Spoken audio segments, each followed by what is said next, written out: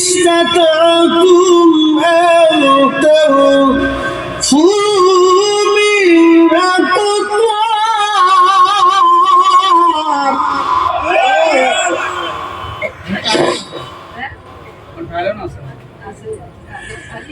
من أقطار السماوات والأرض فانفذوا لا تنفذون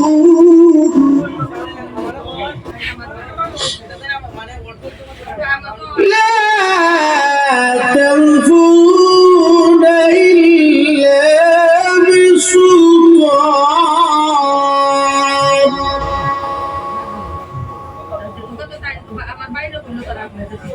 يا معشر الجن والإنس قلوبا ترتجي نزلا حتى تفوز بفضل هل يكسب البر في أم للمنية صوت سوف قبلت يا رمضان আমি আল্লাহর দেওয়া সীমানার বাহিরে যাওয়ার কোনো সুযোগ নাই আছে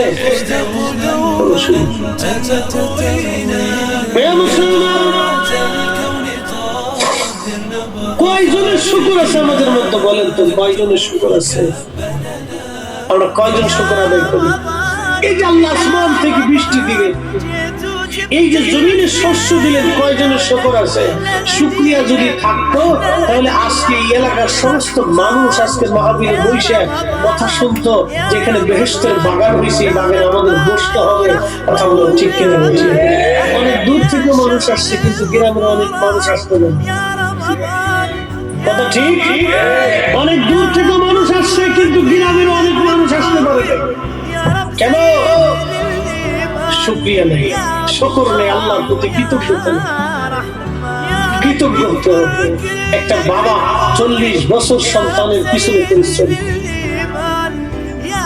একটা মা সন্তানের পিছনে 40 বছর ধরে পরিশ্রম করতে করতে মার জীবনের সব শেষ হয়ে যায় আহা এই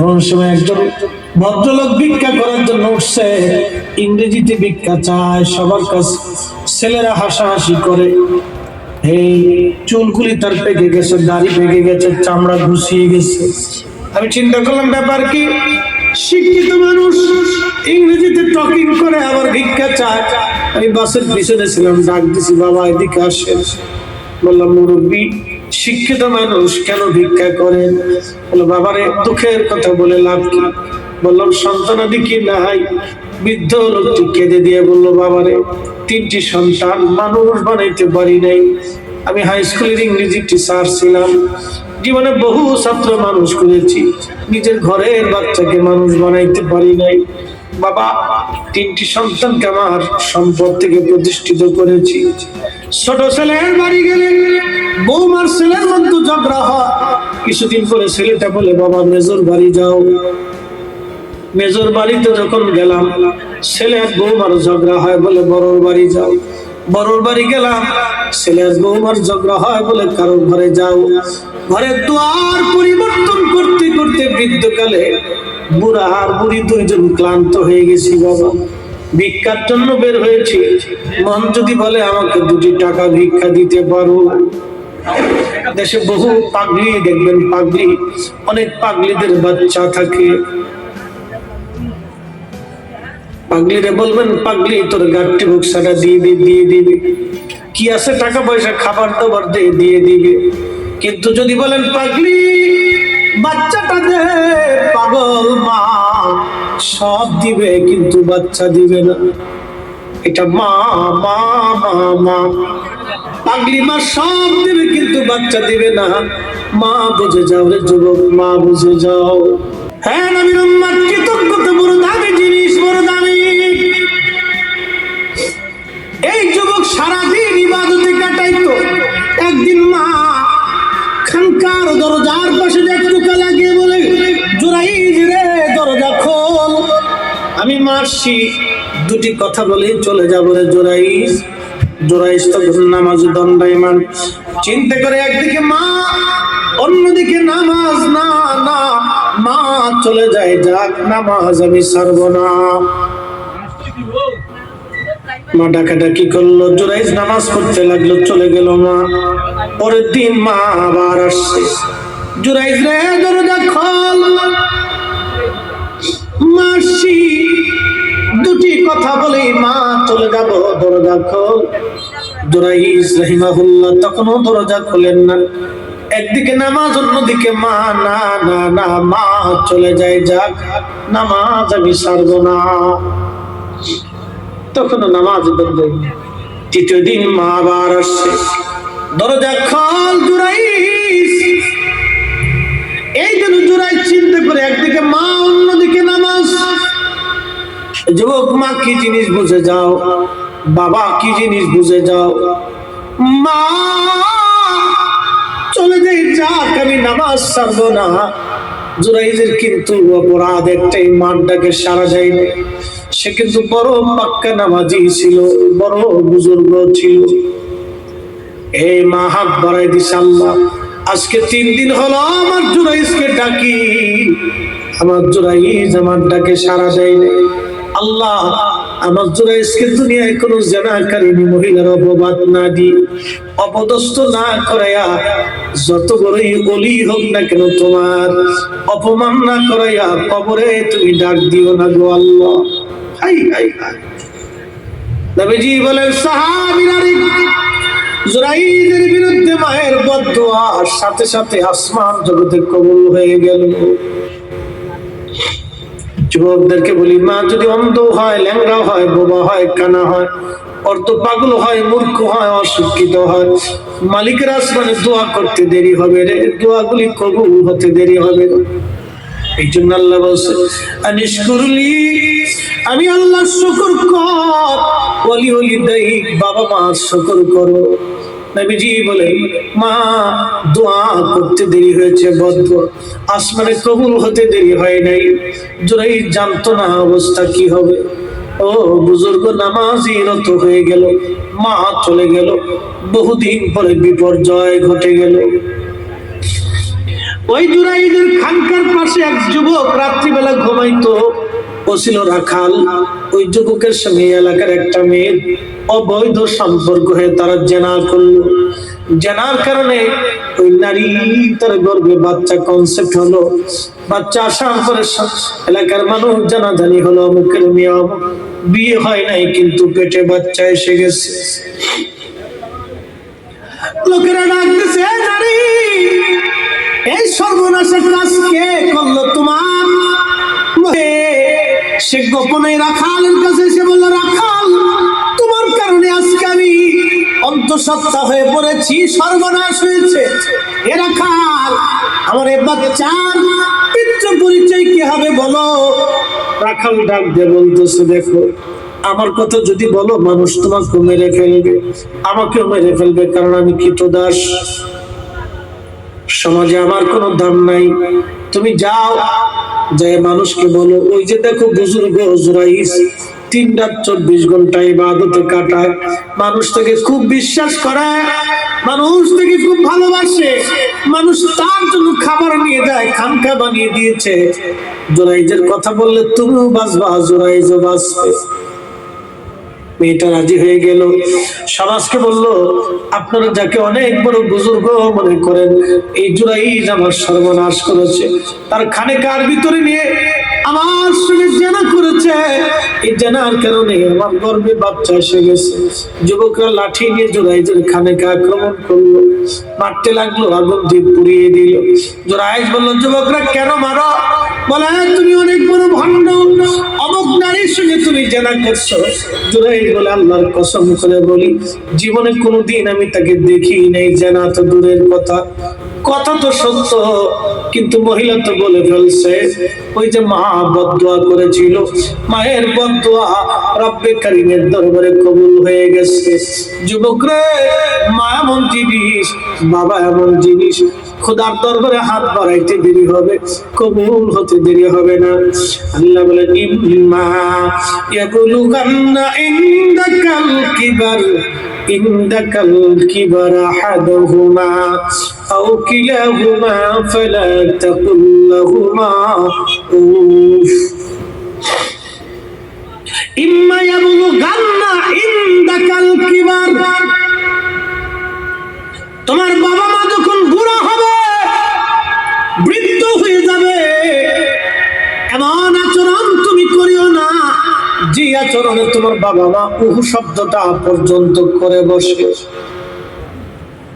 লোকেরা ধরে নিয়ে গেছে, জুরাইস বলো তুমি কি জেনা করছো? জুরাইস বলে কথা তো সত্য, জুরাইস তো জেনা করে, সে তো আল্লাহর ওলি, সে পাস, সে ইবাদতে কাটাচ্ছে, কিন্তু মায়ের বদদুয়া তো কবুল হয়ে গেছে। জুরাইস সন্তান প্রসব হওয়ার পরে কোর্ট আদালত আবার বসছে। মহিলা ছোট্ট বাচ্চাকে কোলে করে নিয়ে আসছে। মহিলা জানে না অলির দর কত দূর পর্যন্ত, মহিলা বুঝে নাই অলির দর কত দূর। ছোট্ট বাচ্চাকে কোলে করে নিয়ে আসছে। জুরাইস বুখারীর কিতাবুল আম্বিয়াতে আসছে। নিয়ে আসার পরে আল্লাহর নবীজি দেখে বলেন সাহাবীরা রে, মহিলা তখনও বলে এই বাচ্চার মালিক জুরাইস। জুরাইস বলে আমি না। লোকেরা বলল তাহলে সাক্ষী হাজির করা। ছোট্ট বাচ্চাটিকে কাছে নিয়ে হযরত জুরাইস তল পেটের মধ্যে শাহাদাত আঙ্গুল দিয়ে ধাক্কা দিয়ে বলল, এ বাচ্চা বলো আমি তোমার জন্মদাতা নাকি অন্য কেউ? বাচ্চার জবান খুলে গেল।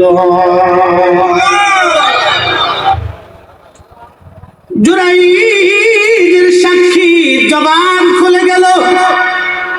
দুধের বাচ্চা ডেকে বলে, এ মানব, জুরাইদ আল্লাহর ওলি, তার কোনো দোষ নাই, আমি তার মাধ্যমে দুনিয়াতে আসি নাই। অমুক রাখাল জুরাইদের খানকার বসে থাকতো, ওই রাখালের মাধ্যমে আমি দুনিয়াতে আসি। আরো জোরে, আরো জোরে। যে যুবকরা জুরাইদকে মেরেছিল, আচ্ছা এই দৃশ্য দেখার পরে কেউ কার স্থির থাকতে পারে? যে যুবকরা মারছিল, হুজুরের কদম জড়িয়ে ধরে বলতেছে, হুজুর আমার ভুল হয়ে গেছে, ক্ষমা করে দেন। আপনি যদি বলেন আপনার খানেকা আগুন দিয়ে পুড়িয়েছি, সোনা দিয়ে বানাই দিব। জুরাইদ বলল না, স্বর্ণ দিয়ে বানাইতে হবে না, তোমরা আগের মতোই মাটি দিয়ে বানাই দাও। তবে শোনো রে, আমার একটা ভুল আমাকে এই পর্যন্ত নিয়ে আসছে, আমি মার সাথে বেয়াদবি করছিল। যুবকরা রে, আমি মায়ের সাথে বেয়াদবি করেছি, মার সাথে বেয়াদবির জন্য মা বদদুয়া করেছিল রে। যুবকরা, যার কারণে আজ আমি জানাকারী মহিলার অপবাদ আমাকে শুনে অপদস্থ হতে হয়েছে। তোমাদেরকে বলি, মায়ের সাথে বেয়াদবি করবে না, কষ্ট দিবে না, মার অবাধ্য হয়েও না, হয়েও না। এই ভালোবাসা সাহাবীরা দিয়েছিল। আল্লাহ বলেন আমিনু কামা আমানান নাস,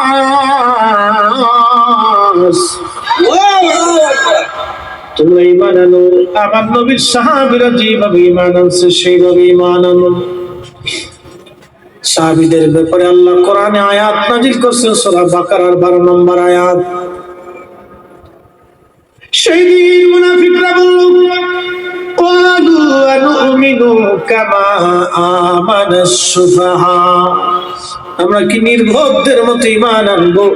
আল্লাহ জবাব দিলেন, আলা সাবধান, ইন্নাহুম হুমুস সুফাহা। রে নবীজি, আপনি নবীর সাহাবীদেরকে যারা নির্বোধ বলে, ওরাই নির্বোধ, ওরাই বোকা। হুজুর, ওরাই নির্বোধ। সেদিন বেলালকে তারা নির্বোধ বলেছিল, কারণ হযরত বেলালের আযানের ভিতরে ভুল হইতো। কেন? কালিমা পড়ার কারণে হযরত বেলালের জিহ্বা ফোঁটা ফোঁটা করে দিয়েছিল লোহার শিক আগুনের মধ্যে গরম করে। বেলালের জিহ্বায় পার ওপর করে জবান বন্ধ করে রাখত। মারতে মারতে বেলালকে বেহুশ করে ফেলতো। আহা, পিঠের চামড়াগুলি গোশতগুলি বেলালের খসে খসে ফেলে দিয়েছিল। প্রচন্ড গরমে লুহার মরুর বালুর ভিতরে বেলালকে বেঁধে রেখে পাথর চাপা দিয়ে চলে আসতো। প্রচন্ড গরমে বালিগুলি লেগে লেগে চামড়াগুলি ফুসকা পরে পরে ঘা হইতো। ওই ঘায়ের মধ্যে বেলালকে চাবুক দিয়ে পিটানো হতো। আর বলা হতো, বেলাল কালেমা সারবি। হযরত বেলাল রাদিয়াল্লাহু আনহু বলতো, বেঈমানরা রে, জীবনের সব কিছু দিতে রাজি, কিন্তু নবীর কদম ছাড়তে রাজি না। মদিনাতে গেলেন হযরত বেলাল রাদিয়াল্লাহু আনহু। মদিনায় গেলেন, আযানের প্রবর্তন হলো। আযান শুরু হলো। বেলালকে নবীজি মুয়াজ্জিন বানিয়ে দিলেন। বহু বছর নবীর সহবতে থেকে থেকে নবী প্রেমে বেলালের হৃদয় সিক্ত হয়ে গেল। হাবিবে কিবরে ইন্তেকাল করবে। হুজুর ইন্তেকাল করলেন, অনেক বড় লম্বা ওয়াজ। ইন্তেকাল করার পরে মদিনার যে কি অবস্থা হয়েছিল আপনারা তো বুঝতেই পারছেন। একটা উট পর্যন্ত কেঁদে কেঁদে হয়রান হয়ে গিয়েছিল। সারা মদিনার মানুষগুলি নীরব হয়েছিল। খাওয়া দাওয়া ঘুম মদিনাবাসীর বন্ধ হয়েছিল। সাহাবীরা খাওয়া দাওয়া বন্ধ করেছিল। একজনে কাঁধ থেকে এক গোল বিক্ষিপ্ত ভাবে পড়েছিল। বহুদিন পার হয়ে গেল, বেলাল আর মদিনায় আযান দেয়। আবু বকর একদিন ডেকে বললো, বেলাল আযান দাও। বেলাল ডাক দিয়ে বলল, আবু বকর, তুমি কি আমাকে কিনেছো আল্লাহর উদ্দেশ্যে না তোমার নিজের জন্য? আবু বকর বলল, বেলাল রে, কাফেরদের কাছ থেকে তোকে কিনে এনেছিলাম আল্লাহকে খুশি করার জন্য, তোমাকে আজাদ করে দিয়েছি। বেলাল বলল, আবু বকর, আমি আর মদিনায় আযান দিব। যে আযান দিলে নবী আসতো, সে আযান দিলে আজ নবী আসে। আমি আর কোনদিন মদিনায় আযান দিতে পারবো না।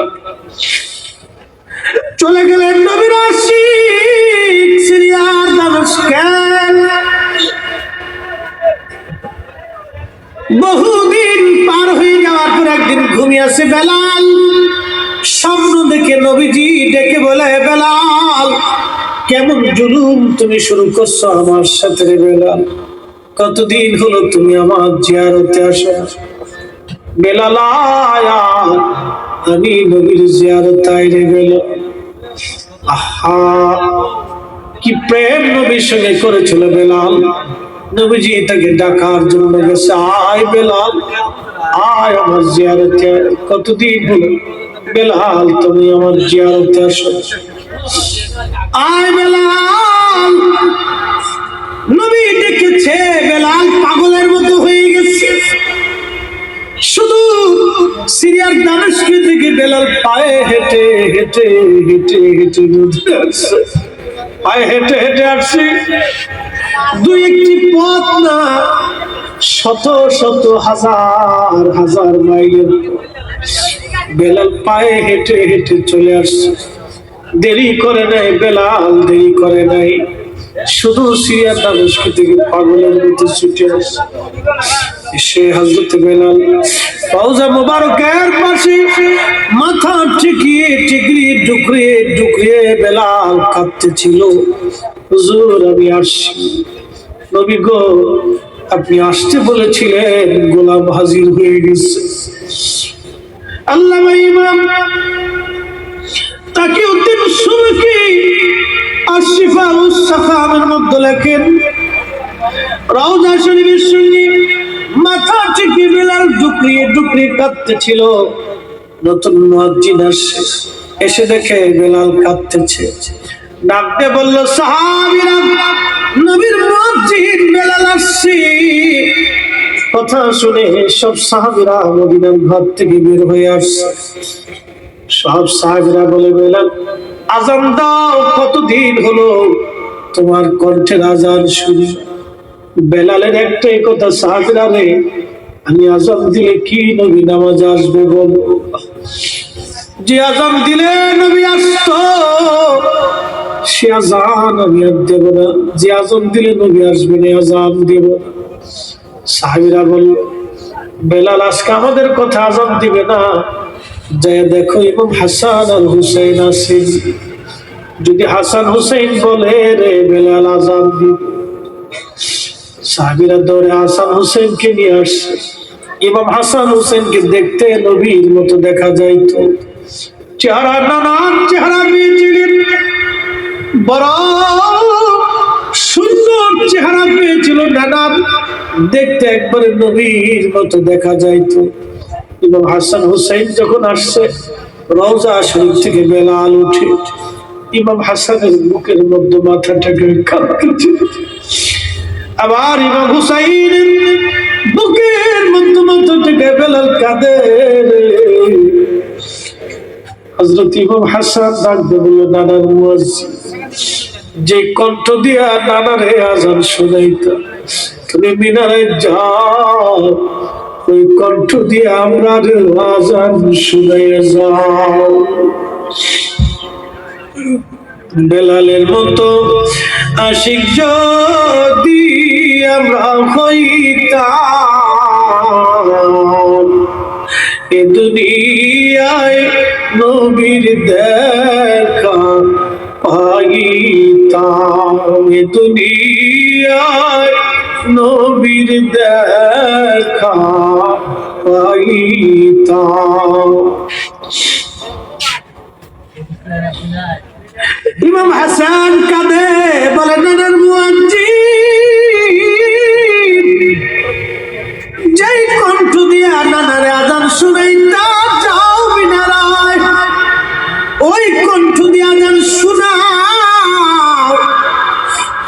যে মহিলার ঘরের ছাদের উপরে দাঁড়ায় বেলাল আজান দিত, হযরতে বেলাল দৌড়ায় চলে গেলেন সেই ছাদে, শুরু করলেন আজান, আল্লাহু আকবার, আল্লাহু আকবার। সারা মদিনার রন্ধে রন্ধে আজানের আওয়াজ পৌঁছে গেল। মদিনার ঘর থেকে সাহাবীরা বের হয়ে দৌড় মারছে। তাদের মধ্যে আসছে, সাহাবীদের মন বলেছিল নবী বুঝি ফিরে আসছে, নবী বুঝি ফিরে আসছে। বেলালের আজান, আল্লাহু আকবার, আল্লাহু আকবার। মদিনার ঘর থেকে বৃদ্ধ সাহাবীরা বের হয়ে দৌড় মারছে, আশহাদু আল্লা ইলাহা ইল্লাল্লাহ। মহিলারাও ঘর থেকে বের হয়ে দৌড় মারছে। ইমাম সুবকি লাগেন, সারা মদিনায় কান্নার রোল পড়ে গেল। মদিনার মানুষগুলি কাঁদতে লাগলো। নবীর ইন্তেকালের পরে মদিনার মানুষ এইভাবে আর কোনোদিন কাঁদে নাই। বেলাল যেই দিন আজান দিয়েছিল সেই দিন সারা মদিনার মানুষ ডুকরিয়ে ডুকরিয়ে কেঁদেছিল। কেউ বা ভেবেছিল বুঝি নবী চলে আসছে, বুঝি নবী আসছে রে।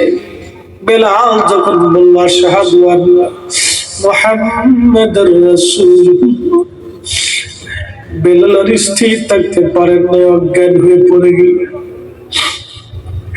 মদিনার মাটি করে থরথর করে কেঁপে উঠছে, মদিনার মাটি করে থরথর করে কেঁপে উঠছে, মদিনার মাটি করে থরথর করে কেঁপে উঠছে।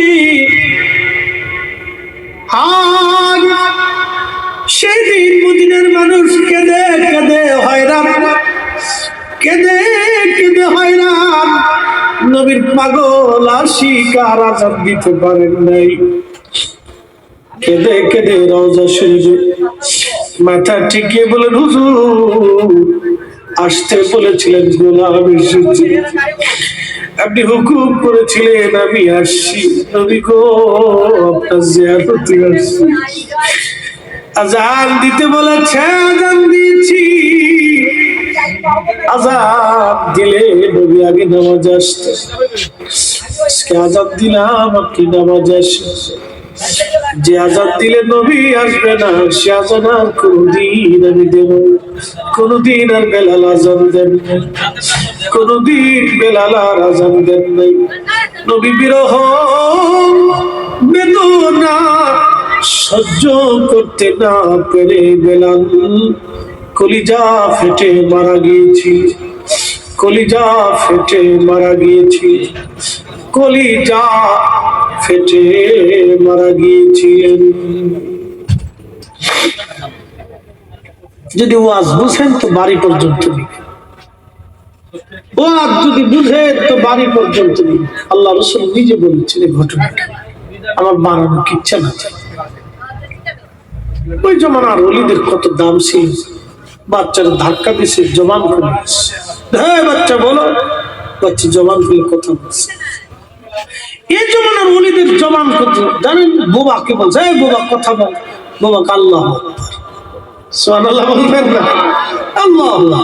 কত ওলির জীবনে কত ঘটনা আছে। করোনার সময় বাবার লাশের পাশে ভয়ে যায় না, সেই সন্তান কিয়ামতের ময়দানে 4 পয়সা উঠে।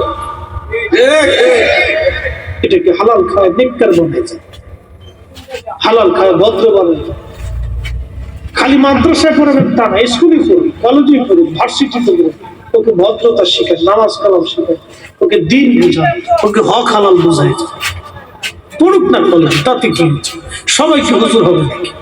সবাই কি মুফতি মনিরুল যেমন কাদরি হবে নাকি? সবাই কি ফরিদি হবে না? সবাই তো হবে, সব আলেম হবে। কেউ ডাক্তার হবে, কেউ ইঞ্জিনিয়ার হবে, কেউ রাজনীতি করবে, কেউ ঠিকাদার হবে, কেউ আপনার কি বলে ইঞ্জিনিয়ার হবে, এক এক সাইড এক একজন ড্রাইভার হবে, আল্লাহ কম্পিউটার ইঞ্জিনিয়ার হবে, কেউ অনেক বড় ডাক্তার হবে, হবেই তো। এক একজন এক একটা হবে, আল্লাহ এইভাবে সৃষ্টি করছে। এই জন্য আল্লাহ বলছেন ফাসআলু আহলা যিকরি ইন কুনতুম লা তা'লামুন, তোমরা ধর্মের যেটা জানো না হলো জিকিরদের কাছ থেকে জানো। এই আয়াত থেকে বোঝা যায় সবাই আলেম হবে। যারা আম হবে তারা আলেমদের কাছ থেকে এসে ধর্ম শিখে যাবে, একসাথে বলা যাবে না মারহাবা। এই জন্য সবাই আলেম হবে না। বাচ্চা ইংলিশ মিডিয়ামে পড়ান, আমি আমার মেয়েকে ইংলিশ মিডিয়ামে পড়াই, তাতে কি হয়েছে? আমার ছোট্ট 2 মেয়ে ইংলিশ মিডিয়ামে এখন ইংরেজি পড়ে তাদের টিচারদের সাথে, কিন্তু আমার সাথে নামাজে দাঁড়ায় বাচ্চাদেরকে সূরা কালাম মুখস্থ করে লিখছি। হ্যাঁ, আমি যখন বাসায় যাই নামাজে দাঁড়াই, অনেক সময় ফরজ নামাজটা আমি বাসায় পড়ছি ইচ্ছা করি। আমি যখন যাই নামাজ পিছিয়ে দাঁড়াইছি, আমার মেয়েরা যাই নামাজ নিয়ে এসে দাঁড়িয়েছে বাবার সাথে নামাজ পড়ে। তা আমি যে মাগরিবে জোরে জোরে সূরা ফাতিহা পড়ছি মাহে রমজানে, হ্যাঁ মুখস্থ করে লিখছি। আমি পড়ার আগে মাইয়েরা পড়তেছে, ভালোই তো বিরাট মুসল্লি পেয়েছি, বিরাট মুসল্লি। বাচ্চাদেরকে ঘরের ভিতরে শিক্ষা দিতে, ছোট্ট কাল থেকে শিখবে। ছেলেটাকে হাতে করে ধরে মসজিদে নিয়ে যাবে। আমরা দেশে তো অনেক মুসল্লিরা বাচ্চা কাচ্চা আসলে ধর্ম তুই বাপে নামাজ আসে না, তুই আইসো কি কথা কর না,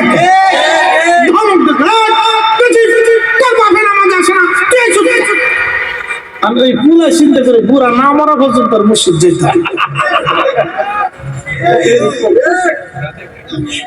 বুড়া মরবো তারপরে যাবো।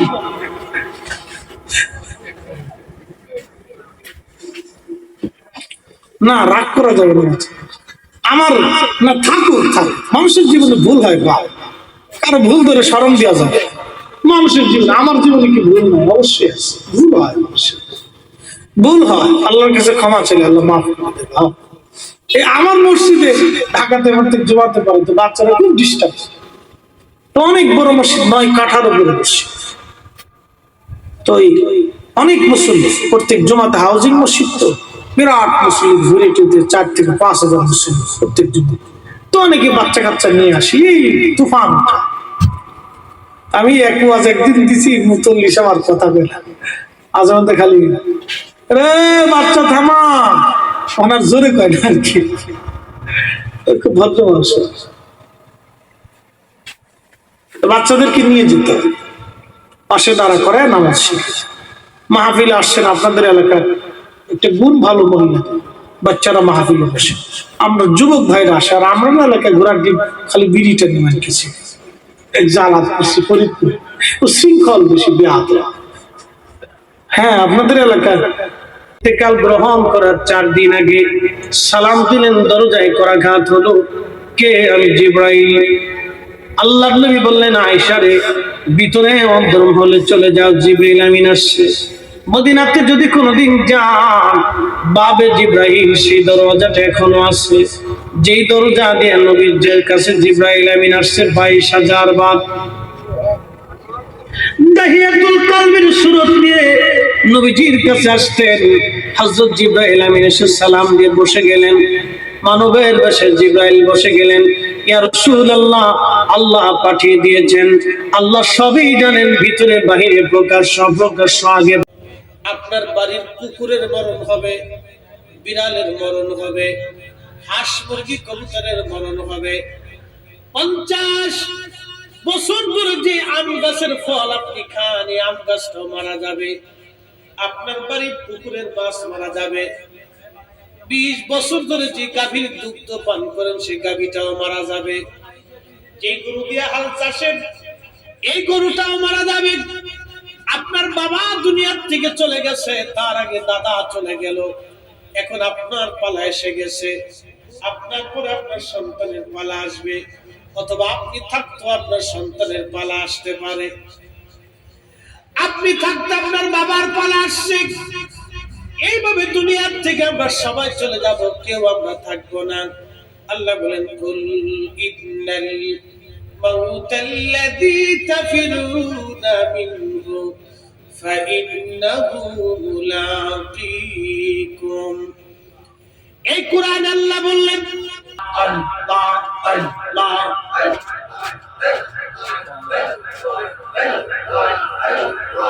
আল্লাহু রহমানুল্লাহ, করো জপনা আল্লাহর নামটি, আল্লাহর নামটি না জপিলে দিল তো জিন্দা হইবে না গো। আল্লাহর জিকির, আল্লাহর জিকির না করিলে দিল তো জিন্দা হইবে না। আল্লাহ হু আল্লাহ রে মন আল্লাহ করো জপনা আল্লাহ আল্লাহ।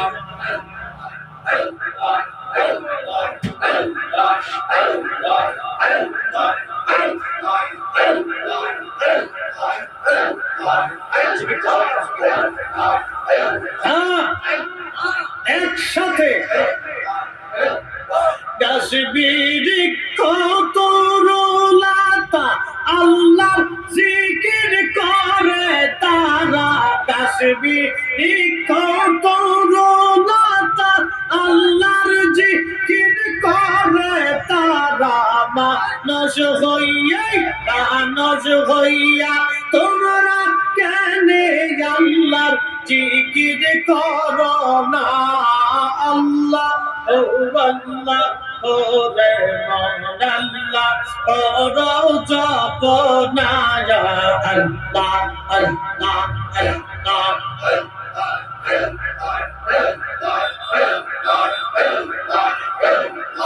আল্লাহর জিকির, আল্লাহর জিকির না করিলে দিল তো জিন্দা হইবে না গো।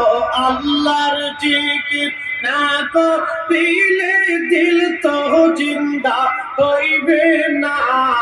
আল্লাহ হু আল্লাহ রে মন আল্লাহ করো জপনা আল্লাহ আল্লাহ।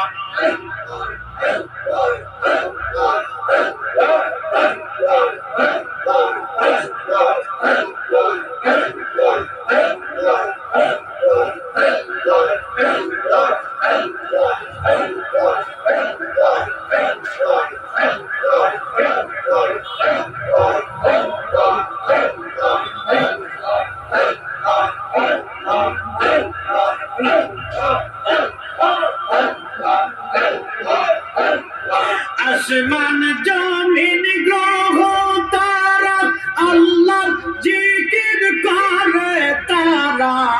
আসমান জমিন গ্রহ তারা আল্লাহর জিকির করে তারা মানুষ হইয়া তোমরা কেনে আল্লাহর জিকির করো না আল্লাহ আল্লাহ ওরে আল্লাহ রব্বানা ইয়া আল্লাহ আল্লাহ আল্লাহ আল্লাহ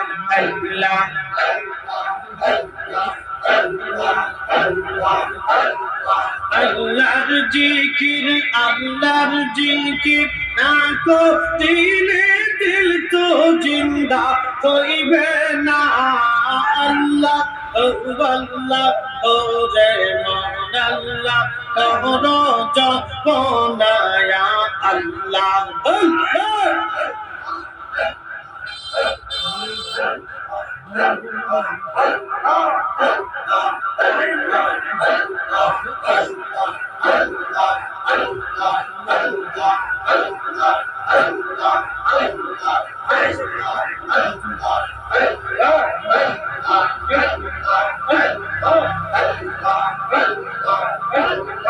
আইসো ভবে যাইতে হবে ভেবে কেন পাবো না আইসো ভবে যাইতে হবে ভেবে কেন পাবো না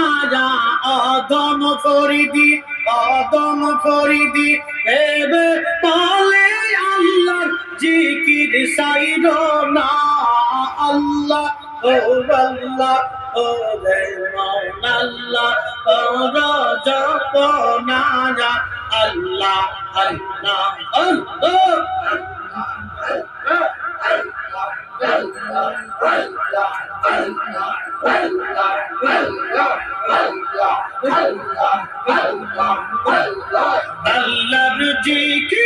আল্লাহর জিকির না করিলে দিল তো জিন্দা হইবে না গো আল্লাহর জিকির না করিলে দিল তো জিন্দা হইবে না আল্লাহ ও আল্লাহ ওরে মন আল্লাহ ওরে জপনা ইয়া আল্লাহ আল্লাহ আল্লাহ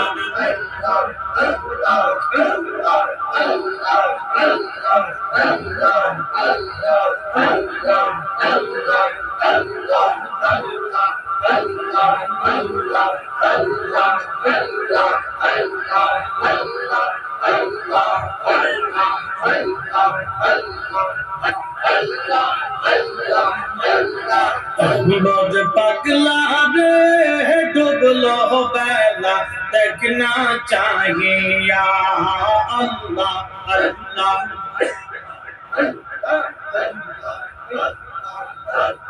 পর পারের ডাক পড়িলে পর পারের ডাক পড়িলে পার হবি তুই কি লইয়া ওরে পার হবি তুই কি লইয়া ডুবলো বেলা দেখনা চাহিয়া আল্লাহ আল্লাহ আল্লাহ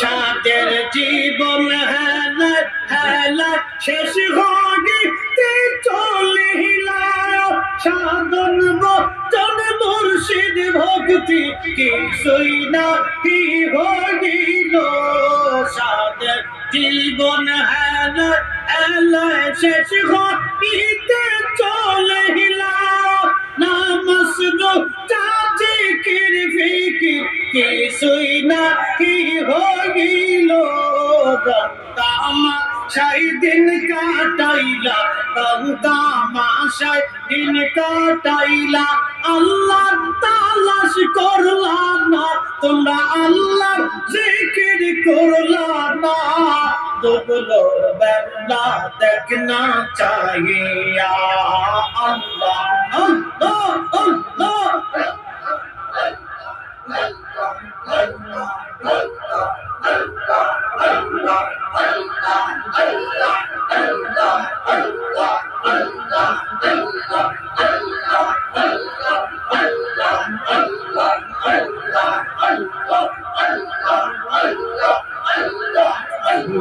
मौला बेटगुलो बेला देखना चाहिए अल्लाह अल्लाह अल्लाह পারের ডাক পড়িলে পারের ডাক পড়িলে পার হবি তুই কি লইয়া ওরে পার হবি তুই কি লইয়া ডগলো বেলা দেখনা চাহিয়া আল্লাহ আল্লাহ আল্লাহ আল্লাহ আল্লাহ আল্লাহ আল্লাহ আল্লাহ আল্লাহ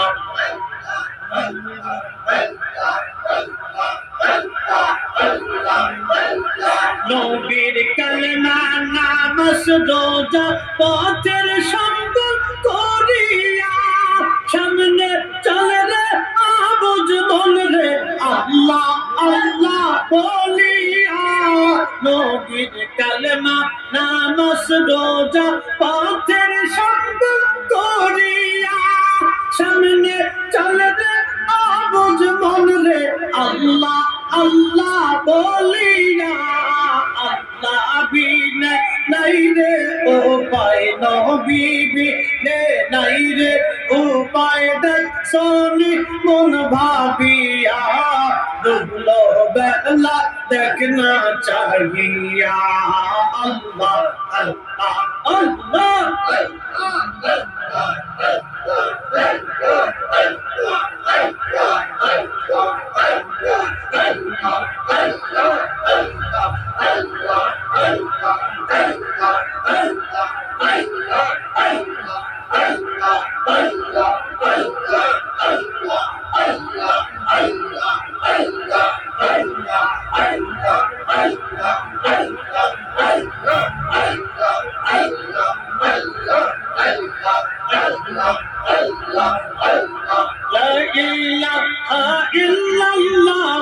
মোহাম্মদ রাসূলুল আকে রাতে পার হবে তুই বলছি রাতের পল আল্লাহ আল্লাহ আলকে রাতে পার হবে তুই বলছি রাতের পল আল্লাহ আল্লাহ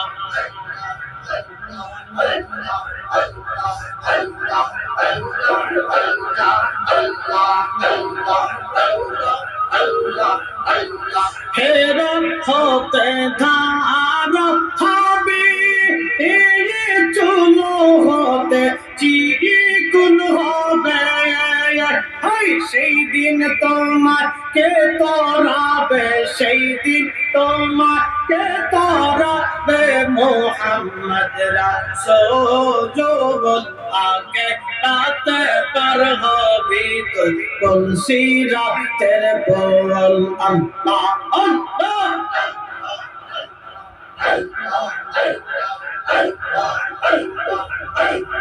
আলকে রাতে পার হবি তুই কলসি রাতের বল আল্লাহ আল্লাহ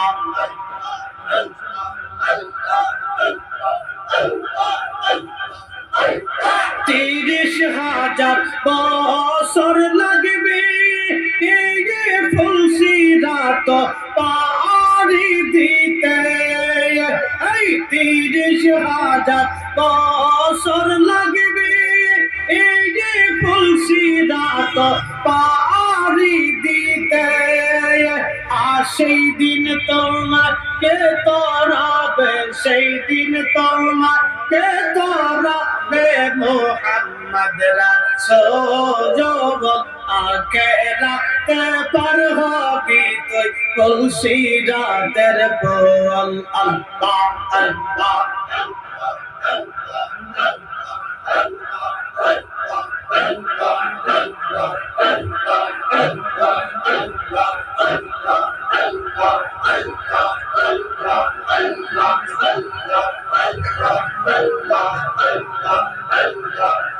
Allah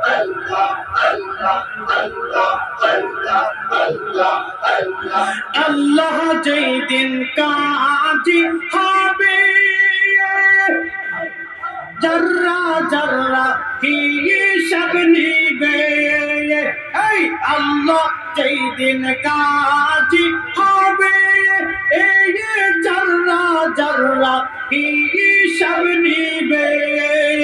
আর সেই দিন তোমাকে তোরাবে, সেই দিন তোমাকে তোরাবে মোহাম্মদ রাসূল। আখেরাতে পার হবি তুই পুলসিরাতের পল। আল্লাহ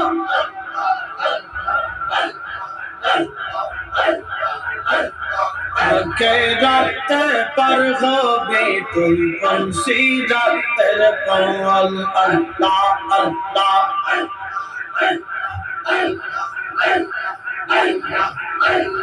আল্লাহ যেই দিন কাহার হবে, নফসি নফসি সবে বলবে। এই আল্লাহ যেই দিন কাহার হবে, নফসি নফসি সবে বলবে। আর সেই দিন তোমাকে তোরাবে, সেই দিন তোমাকে তোরাবে মোহাম্মদ রাসূল। আখেরাতে পার হবি তুই পুলসিরাতের পল। আল্লাহ আল্লাহ আল্লাহ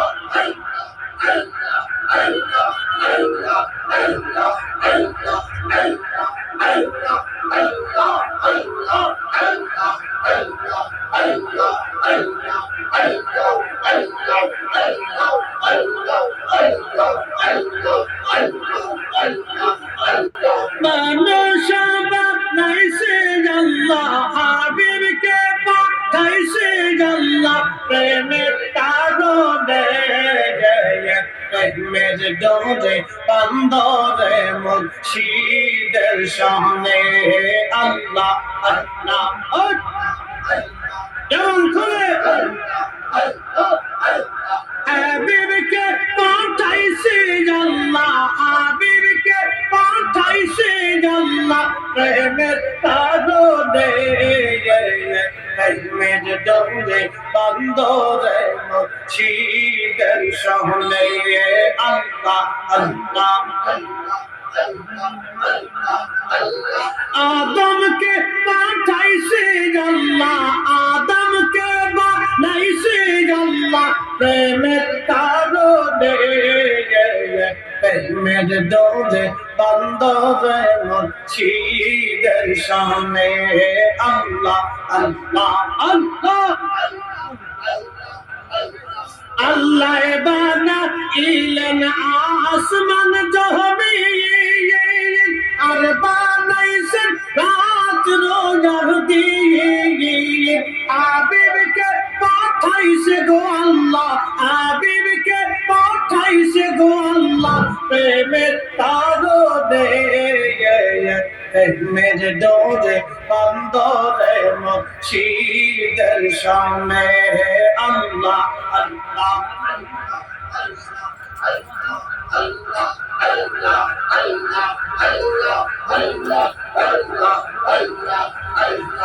আদমকে বানাইছে গো আল্লাহ, আদমকে পাঠাইছে গো আল্লাহ প্রেমের কারণে।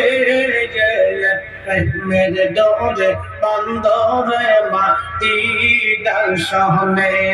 আল্লাহ আল্লাহ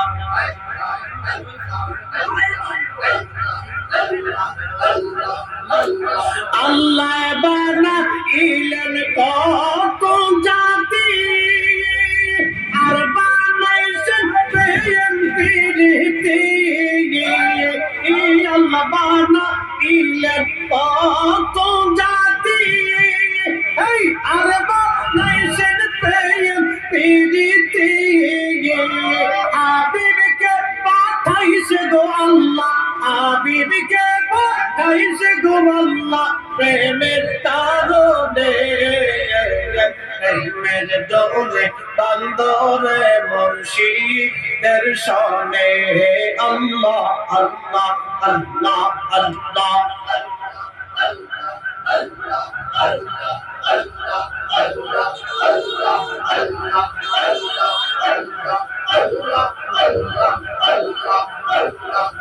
Allah, Allah, Allah, Allah, Allah.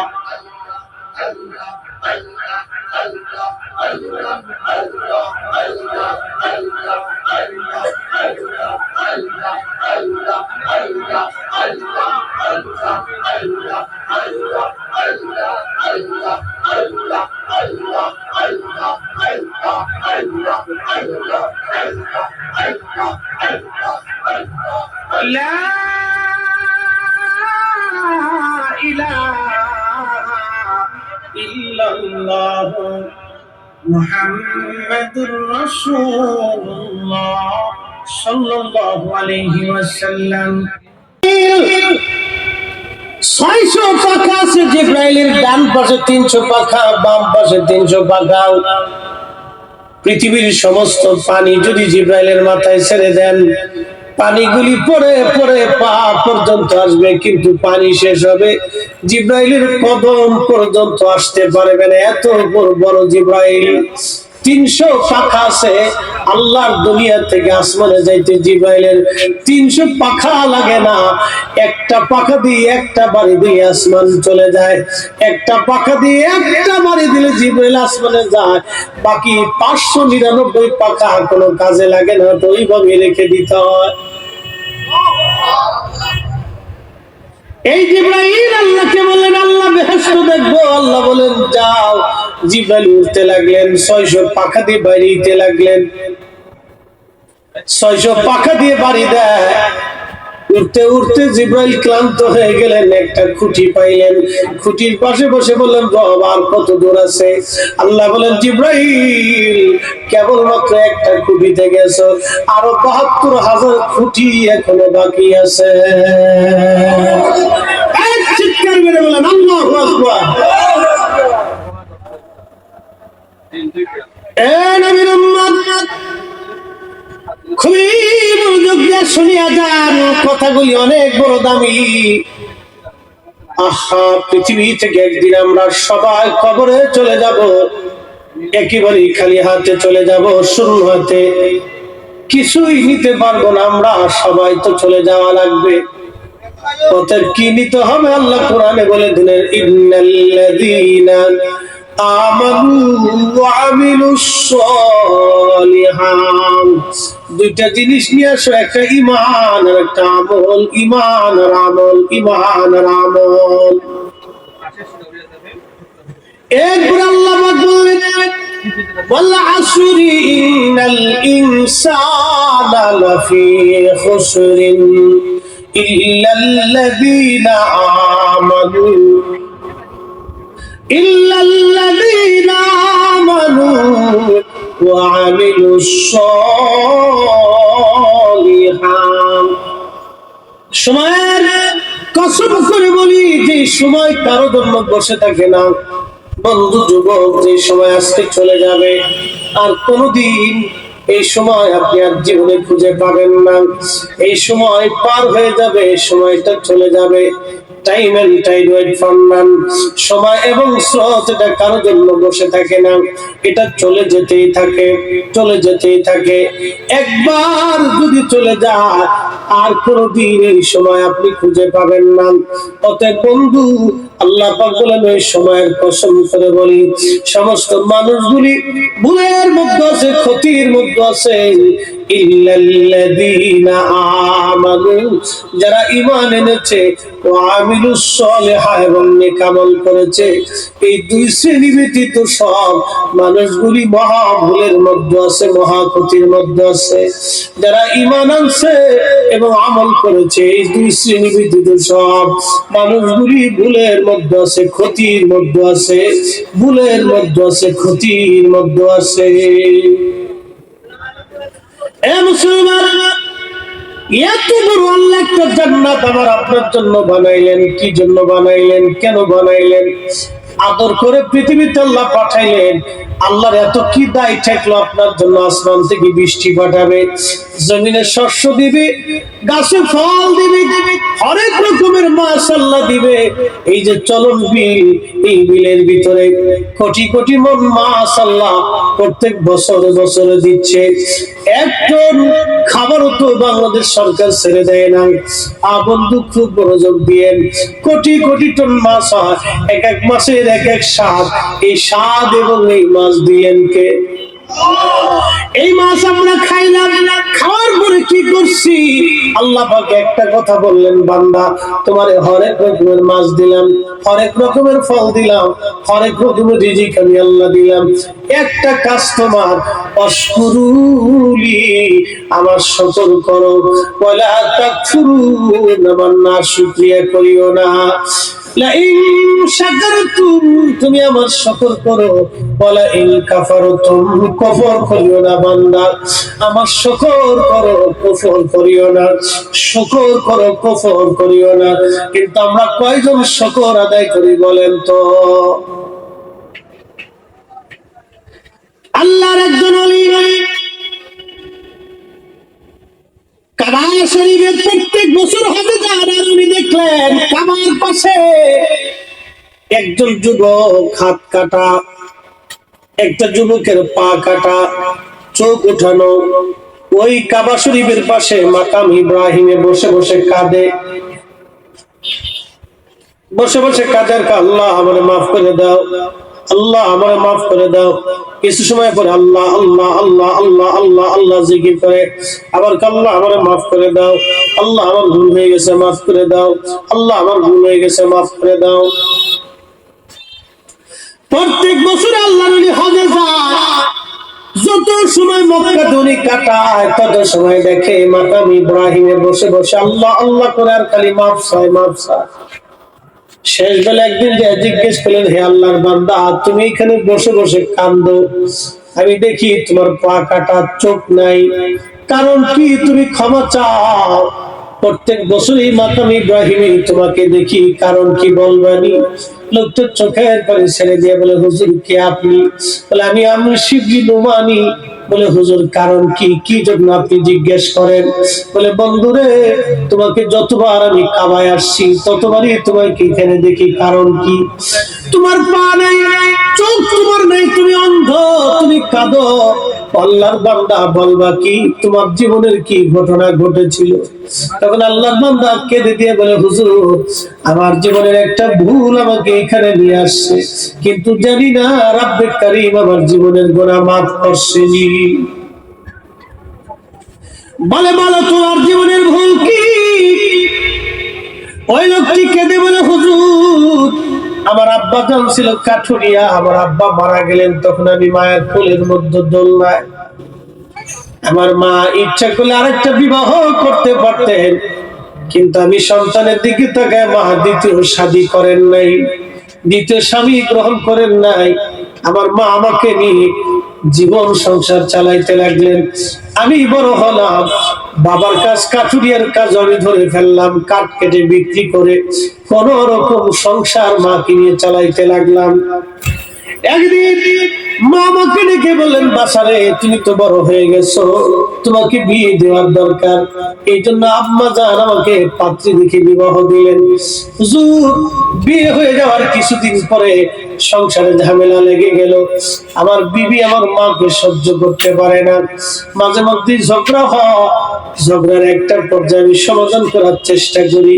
হুজুর আমি গরিব মানুষ, কাঠ কেটে কেটে আমি বাজারে বিক্রি করে কোন রকম সংসার আমি চালাইতাম। ও আল্লাহর ওলি, একদিনের একটা ঘটনা, আমি সকালবেলা ফজরের নামাজ পড়ে আমি আমার বিবি সাহেবকে বললাম, বিবি রে আমি জঙ্গলে চলে যাচ্ছি কাঠ কাটার জন্য, দুপুরের খাবারটা আমাকে জঙ্গলে পৌঁছাই দিও। আমি কথা বলে চলে গেলাম, সকাল সকাল সেদিন বেরিয়ে গেলাম, সারাদিন কাঠ কাটলাম, কিন্তু আমার বিবি আমার জন্য জঙ্গলে খাবার পাঠাই নাই। সন্ধ্যা লেগে গেল, বাজারে কাঠ বিক্রি করে আমি বাড়ি ফিরে আসলাম বাজার সদাই করে। এসে দেখি বিবি ঘরের এক কোণায় বসে আছে। জিজ্ঞেস করলাম, বিবি কি রান্না করেছো, খাবার দাও, সারাদিন আমি বড় ক্ষুধার্ত। বিবি বলল, আজকে কোনো রান্না বান্না করি নাই হুজুর, সারাদিন আমি ক্ষুধার্ত ছিলাম। যখন বলছে রান্না বান্না করি নাই, তখন আমার মেজাজ চটে গেল। জিজ্ঞেস করলাম, বিবি কি জন্য তুমি রান্না করো নাই?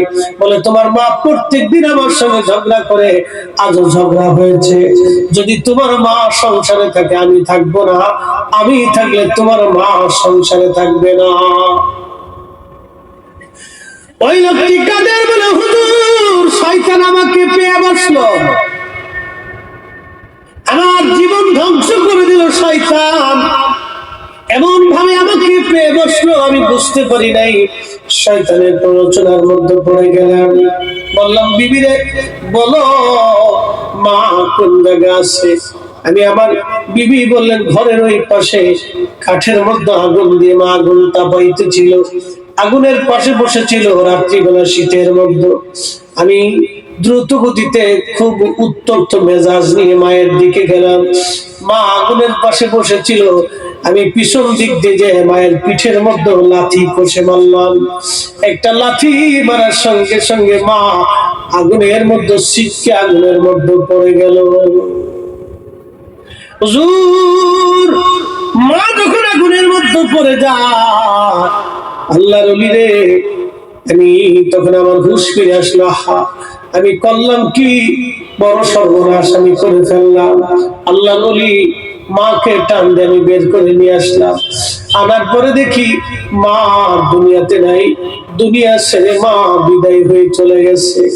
হুজুর, আমি পাগল করা হলাম। যেই জননী ছোট্ট কাল থেকে আমাকে বড় করে তুললো, আজকে বিবির প্ররোচনায়, ক্ষুধার যন্ত্রণায়, আমি অভাবের তাড়নায় আজকে মাকে লাথি মেরে আগুনের মধ্যে ফেলে দিলাম। হুজুর, বিশ্বাস করেন, আমি আমার মাকে জানাজা পড়াইলাম, কবরস্থ করলাম। কবরস্থ করার পরে আমি যে বিবির প্ররোচনায় মাকে লাথি মেরেছিলাম, চিন্তা করলাম না এই বিবি আর ঘরে রাখবো না। বিবির সাথে আমার তালাক হয়ে গেল, সারাসারি হয়ে গেল। আমি বিবি জুদা করে দিলাম, তালাক মেরে দিলাম। হুজুর, বিশ্বাস করেন, এরপর আমার মন মানে না।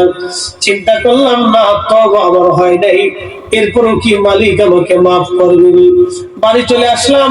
চিন্তা করলাম, যে পা দিয়ে মাকে লাথি মেরেছিলাম, এই পা রাখবো না, এই পা আমি বেঁধে নিয়ে কোরাল দিয়ে নিজে হাতে পা কেটে ফেললাম।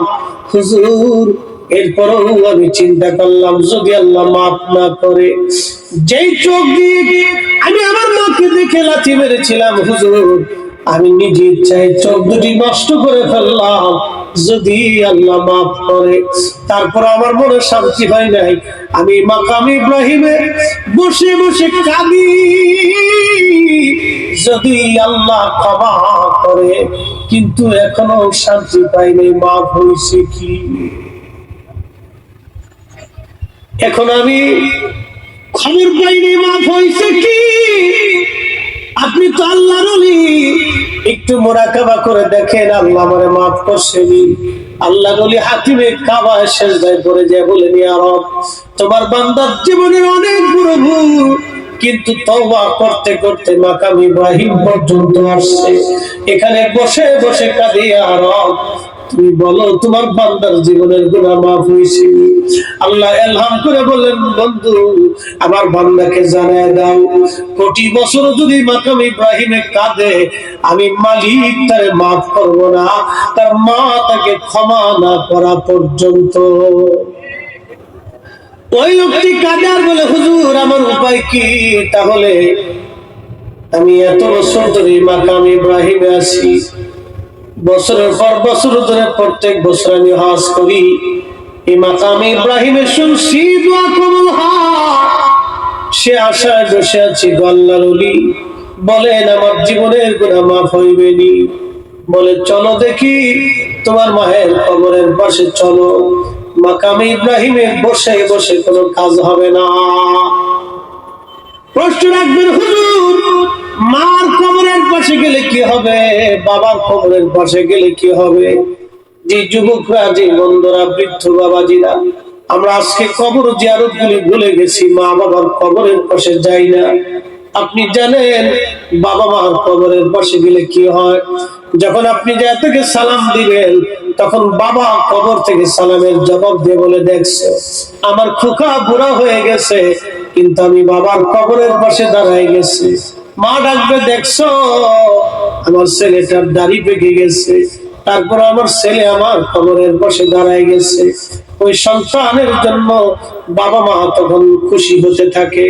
যখন সন্তান কবরের পাশে দাঁড়ায় কিছু জিয়ারত করে, বাবা মার জন্য দোয়া করে, তখন কবর থেকে বাবা মাও দোয়া করতে থাকে। একবার জোরে বলা যাবে কি সুবহানাল্লাহ? ওই কবর থেকে তারা চিনে, তারা দেখে। আপনি দেখেন না, আপনি চিনেন না, সেটা আপনার দোষ। ওই কবর থেকে তারা চিনে। আপনি যে কবরের পাশে যে দাঁড়িয়েছেন, সালাম দিয়েছেন, ওই কবরওয়ালা আপনি চিনি, আপনাকে দেখে, আপনি দেখেন। তা না হলে সালাম দেওয়ার অর্থ কি? যে সালামের জবাব দিতে পারে না, সালাম দিতে শোনে না, তাকে সালাম কি করে দিবে? প্রত্যেক কবরওয়ালারা আপনাকে দেখে, কিন্তু আপনি দেখেন। প্রিয় নবীজি একদিন বদরের প্রান্তরে কাফেরদের লাশগুলি কুয়ার মধ্যে ফেলে দেওয়া হয়েছে। বদরের সেই কুয়া এখনো আছে মসজিদের পাশে, বদর মসজিদের পাশেই কুয়া। এই কুয়ার পাশে দাঁড়ায় নবী বলতেছে, উতবা, সাইবা, আবু লাহাব, মুগীরা, আবু জেহেল, তোমাদেরকে না বলেছিলাম, কালেমার দাওয়াত দিয়েছিলাম, বুঝলি? আজকে তো আল্লাহর কাছে চলে গেছিস, বসতো এবার দেখতো আমি সত্য না মিথ্যা, এখন আল্লাহর কাছে যে বুঝবি। হযরত ওমর পিছন থেকে বলে, ইয়া নবী আল্লাহ, ওরা তো মরে গেছে। মরা মানুষের কথা শুনে নবী বললেন, ওমর, ওই মালিকের কসম করি যে মালিক আমাকে সত্য সহ নবী করে পৃথিবীতে পাঠিয়েছে, তুমি যেরকম শোনো তোমার চাইতে তারা বেশি শোনে, তুমি যেমন দেখো তোমার চাইতে তারা এখন বেশি দেখতেছে।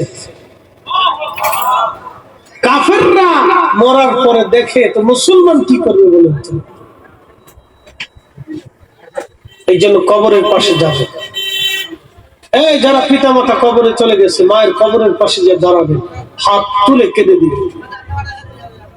বাবার কবরের পাশে দাঁড়াবেন, প্রত্যেক জুমাতে যাবেন, প্রত্যেক ফজরে যাবেন, সুযোগ হলে, কাজ না থাকলে প্রত্যেক ফজরে বাবার কবরের পাশে দাঁড়িয়ে যাবেন। আমল ভুলে গেছে, সুন্নতের কথা মনে নেই আমার।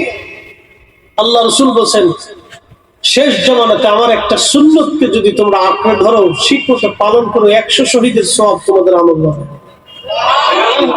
আরো জোরে, হযরত ফাতিমাতুজ জাহরা প্রত্যেক জুমাতে হাউদে চড়ে, উটের পিঠে চড়ে উহুদে যে আমির হামজার মাজার শরীফের পাশে যে দোয়া করতেন, দাদার জন্য দোয়া করতেন। আর কান, দাদা খুব ভালোবাসতো ফাতেমাকে। হযরত আমির হামজার দাদা ছিলেন, খুব ভালোবাসতো ফাতেমাকে। এত ভালোবাসতো, ফাতেমার বিয়ের সময় উট দুম্বা কুরবানি করে, আমার নাতির বিয়ে হচ্ছে, উট দুম্বা জবাই দিয়ে ফাতেমার অলিমা খাওয়াইছিলেন এবং খুব কেয়ার করতেন ফাতেমাকে। এই জন্য ফাতেমা সারা জীবন কৃতজ্ঞ ছিলেন দাদার প্রতি। প্রত্যেক জুমাতে দাদার কবরের পাশে যে দাঁড়ায় কাঁদতেন আর দাদার জন্য দোয়া করতেন। এটার নাম কৃতজ্ঞতা।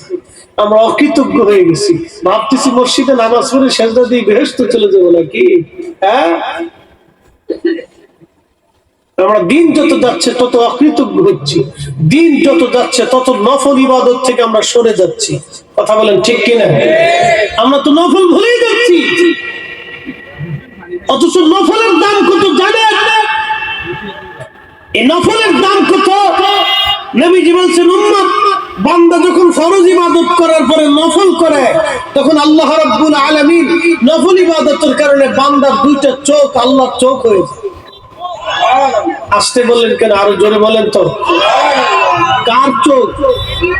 আল্লাহর চোখ। বান্দার চোখ আল্লাহর চোখ হয়ে যায়। বান্দার কান আল্লাহর কান হয়, বান্দার হাত আল্লাহর হাত হয়, বান্দার পা আল্লাহর পা হয়, বান্দার জবান আল্লাহর জবান হয়, বান্দার মাথার থেকে পা পর্যন্ত আল্লাহর হয়ে যায়। বান্দার ইজ্জত আল্লাহর ইজ্জতে পরিণত হয়।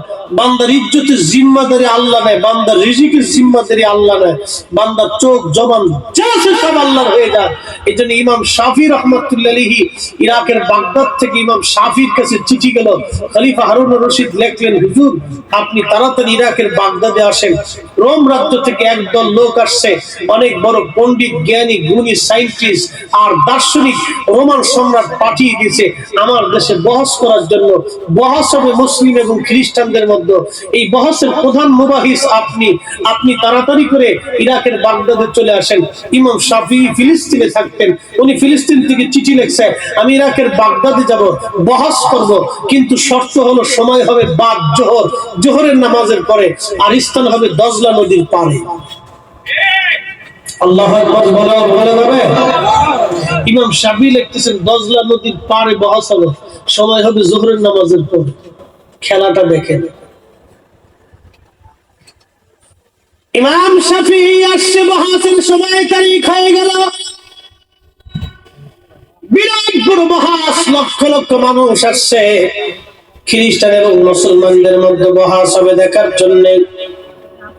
হযরত ইমাম শাফিঈ রাহমাতুল্লাহ আলাইহি বহসের সময় উনি গেলেন স্টেজে, কিন্তু স্টেজে উঠলেন না, নিচ থেকে বললেন, খলিফা আমাকে আগে জোহরের নামাজ পড়া লাগবে, পরে আমি বহস করব। বললেন আমাকে একটা জায়নামাজ দেন, জায়নামাজ দেওয়া হলো। হযরত ইমাম শাফিঈ জায়নামাজ উনি স্টেজে বিছান নাই, জমিনের উপরে বিছান নাই, ওনার নিজের জায়নামাজ নিয়ে দজলা নদীর পানির উপরে জায়নামাজ বিছাইয়া, জায়নামাজের উপরে দাঁড়াইয়া দজলা নদীর মাঝখানে যায় নামাজ পড়তে লাগলেন। না হয় নাই, আরো জোরে, আরো জোরে। তেলের গাড়ি তেলে চলে, হাওয়ার গাড়ি হাওয়ায় চলে, বিনা তেলে চালায় গাড়ি নবী সুলাইমান, আমরা সেই মুসলমান। মসজিদে জুতা চুরি করি, কি জাত মুসলমান, মসজিদে জুতা চুরি করি। হযরত ইমাম শাফিঈ জায়নামাজের উপরে নামাজ পড়া শুরু করলেন দজলা নদীর মাঝখানে। সুবহানাল্লাহ হবে? এরকম মুসলমান আসে না বগুড়াতে, শেরপুরে আসে না? যমুনা নদীর ভিতরে নামাজ পড়া যায়, নামাজ বিছিয়ে।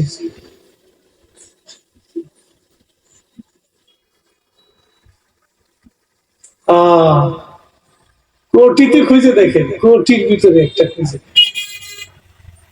কোটির ভিতরে একটা খুঁজেন, তালাশ করে। মুসলমানের পরাজিত হওয়ার কারণ কি জানেন? আগে কিছু মুসলমান ছিল, এই জন্য আল্লাহ বলছে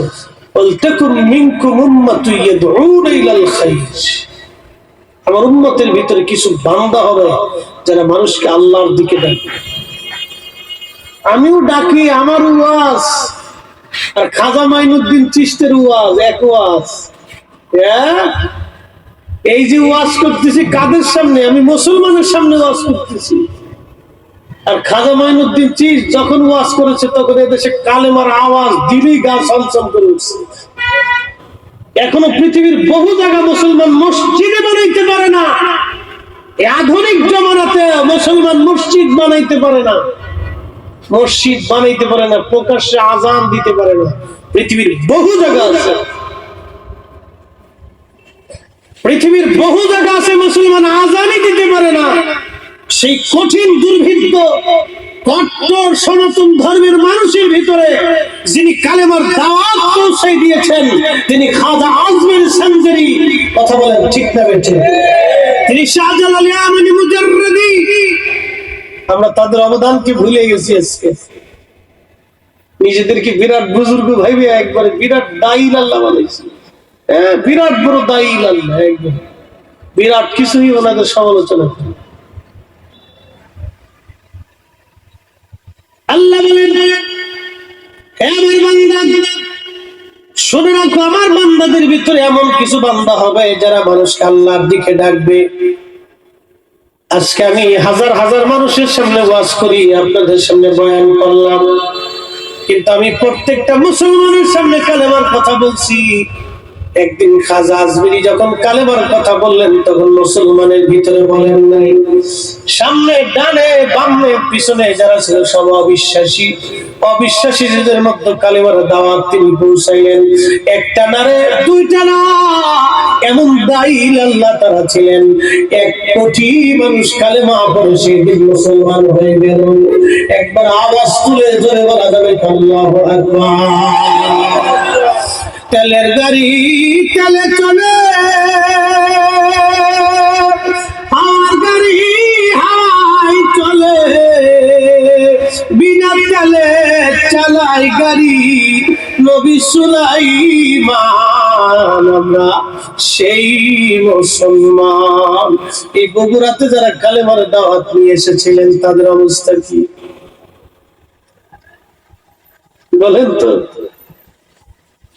কেউ শহীদ হয়েছে, আল্লাহর ওলির মাজার মহাস্থান করে আছে, এই শেরপুরে আছে, বাবা খুব মনোযোগ দিয়ে, রাজশাহীতে আছে, রংপুরে আছে, ওই নেত্রকোনাতে, ওই আপনার বাগের হাটে, সিলেটের জমিনে, বাংলাদেশের প্রত্যন্ত অঞ্চল ঢাকা শহরের রাজধানীর মিরপুরে শাহী বুগদাদি রহমাতুল্লাহ আলাইহি ঘুমিয়ে আছেন শত শত বছর আগ থেকে। এরা ছিল দাঈল আল্লাহ, আল্লাহর দিকে মানুষকে তারা ডেকেছে।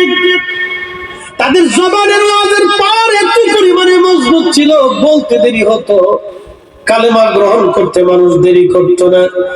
ছুটে এসেছেন হযরত শাহ মুস্তাফা বাগদাদি হুসাইনি রাহমাতুল্লাহ আলাইহি, তিনি মৌলভীবাজারের শহরে ঘুমিয়ে আছেন। উনি বাঘের পিঠে চলে সিলেট থেকে মৌলভীবাজার আসলেন। অবিশ্বাসের এই দৃশ্যখানা দেখে হাজার হাজার মানুষ সাথে সাথে কালেমা পড়ে মুসলমান হলো। যেটা জঙ্গলের প্রাণী বাঘ পর্যন্ত যারা বর্তমানে, এই লোকটা সাধারণ লোক হতে পারে না, নিশ্চয়ই তিনি কামলিওয়া, তিনি নিশ্চয়ই আল্লাহ বলা, আল্লাহর বুজুর্গ বান্দা, আল্লাহর প্রিয় বান্দা। আল্লাহর জবান তার জবান হয়ে যায়, বান্দার চোখ আল্লাহর চোখ হয়, বান্দার কান আল্লাহর কান হয়, বান্দার হাত আল্লাহর হাত হয়ে যায়, বান্দার মাথা থেকে পা পর্যন্ত আল্লাহর হয়ে যায়।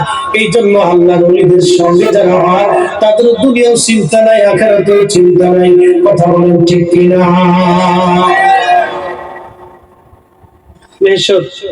এই কোরআন শরীফ মানেননি আপনারা? এখানে কি কোনো সন্দেহ টন্দেহ মনে হয় আছে নাকি? ভুল টুল আছে মনে হয়? এখানে আল্লাহ বলছেন আলা, সাবধান, ইন্না, নিশ্চয়, আউলিয়া আল্লাহ, আমার ওলি সকল, লা খাউফুন, কোনো ভয় নাই, ওয়ালা হুম ইয়াহজানুন, চিন্তা নেই। আরো জোরে কর। ভুল ত্রুটি আছে, সন্দেহ আছে, তাদের ভয় নাই, ফয়সালা কার? ইমাম শাফিঈ জায়নামাজ বিছিয়ে দিলেন দজলা নদীর উপরে। পানি কি আমি ফরিদি সাহেবের মনে খাতির করছে নাকি? একদিন পদ্মা নদী দিয়ে পার হচ্ছি, তখন ব্রিজ হয়নি, পদ্মা সেতু হয়নি। ওই যে মাওয়া ঘাটে একবার লঞ্চ ডুবে বহু মানুষ মারা গেছে, তার 15 দিন পরে ওই ঘাট দিয়ে যাইতেছি, তো নদীর ভিতরে যাওয়ার পর তুফান শুরু হয়েছে। তো পদ্মা নদীর তুফান তো খুব মারাত্মক তুফান। লঞ্চের ভিতরে যা আছে সব কাঁদে, আল্লাহ বাঁচাও, আল্লাহ বাঁচাও, আল্লাহ বাঁচাও, বেটা বেটি সেরা সেরি টুনা টুনি বোরা জুয়ান সব কাঁদে, আল্লাহ বাঁচাও। যখন লঞ্চ ঘাটে ফিরলো, তখন সারেং এইভাবে ধরছে, কেউ কাজ করে ধরছে, কেউ সোজা করে ধরছে। এরপর আল্লাহটা ভুলে গেছে। আমি কি উড়ে পোল্ট্রি মাছ এতক্ষণ শিক্ষির করছে, আল্লাহ বাঁচাও, এখন জ্বর চলে গেছে, আমাকে সারেং এইভাবে ধরছিল, এইভাবে ধরছে, এইভাবে ধরছে। আমি কি উড়ে বাংলার একটা খারাপ উপরে পোল্ট্রি মেরে দিচ্ছি। চিন্তা করতে পারছেন, মুহূর্তের মধ্যে পোল্ট্রি মেরে দিচ্ছে। তখন আমি চিন্তা করলাম, আল্লাহ কত অকৃতজ্ঞ বান্দা পৃথিবীতে এখনো আছে যারা আল্লাহ শুকর করলো না, যে আল্লাহ পাক এই কঠিন বিপদ থেকে বাঁচিয়ে দিল, যে আল্লাহর কাছে সৃষ্টি কতটা অসহায়। আপনি একটু চিন্তা করেন, বর্তমান পৃথিবীতে একটা জাহাজ, 1 লক্ষ টন ওজনের একটা জাহাজ সমুদ্রের মধ্যে চলে, এটা একটা ছোট জাহাজ, মিনি মিডিয়াম একটা জাহাজের একটা ওজন থেকে কয়েক লক্ষ টন, কয়েক লক্ষ টন একটা জাহাজ সমুদ্রের মধ্যে চলে, মাত্র 50 কিলোমিটার বাতাসের বাড়িতে ওই জাহাজটা দুলতে থাকে, নড়তে থাকে, কাঁপতে থাকে। সমুদ্রের পানির কাছে একটা জাহাজ কিছুই না। তাহলে আপনি একটু চিন্তা করেন তো, সেই দুর্ভিক্ষের জামানায় কাঠের জাহাজে করে এই আল্লাহর ওলিরা এসে, এই আল্লাহর প্রিয় বান্দারা এসে, পৃথিবীর বিভিন্ন জায়গা থেকে, আরব দেশ থেকে এসে এসে এসে এসে তারা মানুষের কাছে কালেমার দাওয়াত দিছে। তারা কত বড় দায়ী আল্লাহ ছিল, আর আমরা পয়সা না দিলে ওয়াজি আই। এই আজকে ঠিক করলেন, জোরে কইতে হবে, এটা আত্মসমালোচনা, আমাদের কথা আগে বলতে। কিন্তু আইসে ইনস্টিটিউটে বড় গুলি দিয়ে দিতেছি, একবারে সব বেদাত বানাই ফেলেছি, একবারে সব বেদাত বানাইলেছি, হারাম বানাইলেছি, সব জাহান্নামে পাঠাই দিতেছি। এবার আপনাদেরকে একটা কথা বলে, আগে আমাদের দেশে মিলাদ হইতো না, গ্রামে গ্রামে মিলাদ হইতো নি? মিলাদ কেন হইতো, কি জন্য, মিলাদের গুরুত্ব কি, এটা পালন করেন না করে সেটা আপনাদের বিষয়, আগে বুঝাইতেছি। মিলাদ হওয়ার পরে আপনাদের বগুড়াতেই ছিল এই কলার পাতা, কিসের পাতা খাইতেন? কলার পাতা, চিনি খাইতেন, খিচুড়ি খাইতেন, এটা আমরা ফরিদপুর ছিল। এখন তো ভাই কত আত্মধনিক হয়ে গেছে, সিস্টেম চেঞ্জ হয়ে গেছে, কলার পাতা পাতা অর্ডার করাতেন। এই কলার পাতা আপনারা মিলাদ হইল। ফজিলাত আমি হালাল হারাম পরে মাসালা আসতেছে, আগে বুঝাই। আব্দুর রহিমের বাড়িতে মিলাদের দাওয়াত দিছে, তো এই গ্রামের সবাই মিলাদে গেছে। রহিম চিন্তা করলো আমার বাড়িতে মেহমান আসতেছে, তো কিছু মেহমানদারি করা লাগবে, তো খিচুড়ি পাকাইছে, কিছু মিষ্টান্ন পাকাইছে। এখন আপনারা বলেন, 10 জনে মিলে যখন একসাথে খাবার খাইলেন, মহব্বত বাড়লো না কমলো? আচ্ছা, রহিম যে সবাই দাওয়াত করে আপনার জন্য মেহমানদারি ব্যবস্থা করছে, রহিম যে আপনাদেরকে দাওয়াত করে খাওয়াইলো, রহিমের রিজিক কি কমলো না বাড়লো? বাড়লো। আচ্ছা, এই যে আপনারা খাবার খাইলেন, খাবার খাওয়ার পরে চলে আসলেন, এখন রহিমের প্রতি আপনাদের মহব্বত বাড়লো না কমলো? কেন? রহিমের বাড়ি আমি একবেলা খাবার খেয়েছি, যদিও রিজিকের মালিক আল্লাহ, কিন্তু খাওয়াইছে রহিম আপনাকে, রহিমের প্রতি আপনার কি বাড়ছে? মহব্বত বাড়ছে। এই যে আদান প্রদান, এক জায়গায় বসা এবং খাওয়া, এই যে দোয়া করা, এটা একটা মহব্বত পরিধি হয়, বাড়ে, ভালোবাসা বাড়ে। এটা সমাজের ভিতরে, গ্রামের ভিতরে মহব্বতটা বাড়ে, এটা কমে না, এটা বাড়তে থাকে। মানুষের ঘরে অভাব ছিল, কিন্তু আগে মানুষের মহব্বত ছিল। একজন লোক অসুস্থ হইলে তাকে সেবা দেওয়ার জন্য মানুষ পাগল হয়ে গেছে, এখন রাস্তায় পড়ে থাকলে কেউ ধরতে চায়। বাবা, আমরা শহরে চলি, বিভিন্ন জায়গায় চলি, দেখি পড়ে রয়েছে অ্যাক্সিডেন্টে, মানুষ হাসতেছে, হাঁটতেছে, চলতেছে, ধরতে চায় না। কি এক মুসিবতের জমানাতে পড়ছে আপনি জানেন? কত কঠিন জমানাতে। হসপিটালে গেছেন, কিছু কিছু দালাল আছে হসপিটালে, কানে কানে এসে 500 টাকা দেন, ভালো একটা সিট দিতেছি। কথা কম না কেন, খারাপ বলতেছি? এই বুঝেন তো কোন পর্যায়ে আমরা গেছি, আমাদের পর্যায়টা কোন পর্যায়ে গেছি বুঝেন? মানুষ হইয়া ভবেতে আসিয়া মানুষের করিলাম কি? দায়ী আল্লাহ কারা ছিল রে, কারা ছিল? এইভাবে সারা পৃথিবীতে কালেমার দাওয়াত তারা পৌঁছাইলো। চট্টগ্রামে আসলেন হযরত বদর রহমাতুল্লাহ আলাইহি। বদর ওলি রহমাতুল্লাহ আলাইহি বলা হয় চট্টগ্রামে আজ থেকে 700 বছর আগে এসেছিলেন। আপনি কল্পনা করবেন, জঙ্গলের দেশে, যে দেশের মানুষ 700 বছর আগে জঙ্গলে বাস করতো, এখানে হযরত বদর এসে কালেমার দাওয়াত পৌঁছে দিলেন। আজকে সারা চট্টগ্রামে লক্ষ লক্ষ মুসলমান, হাজার হাজার মসজিদে আযান হচ্ছে। ওই পাহাড়ে খাগড়াছড়ি বান্দরবনে আযান হয়। কাদের অবদানে? আল্লাহর কিছু ওলি ছিলেন যারা দাঈ আল্লাহ হিসেবে দুনিয়ায় এসে কালেমার দাওয়াত দিয়ে ঘুমিয়ে গেছেন, তাদের বিরাট বড় অবদান। কথা বলেন ঠিক না বেঠে? আল্লাহ তাদের প্রতি কবুল করুন, নামাজ পড়ে বলেন আমিন। ও নবীর উম্মত খুবই মনোযোগ।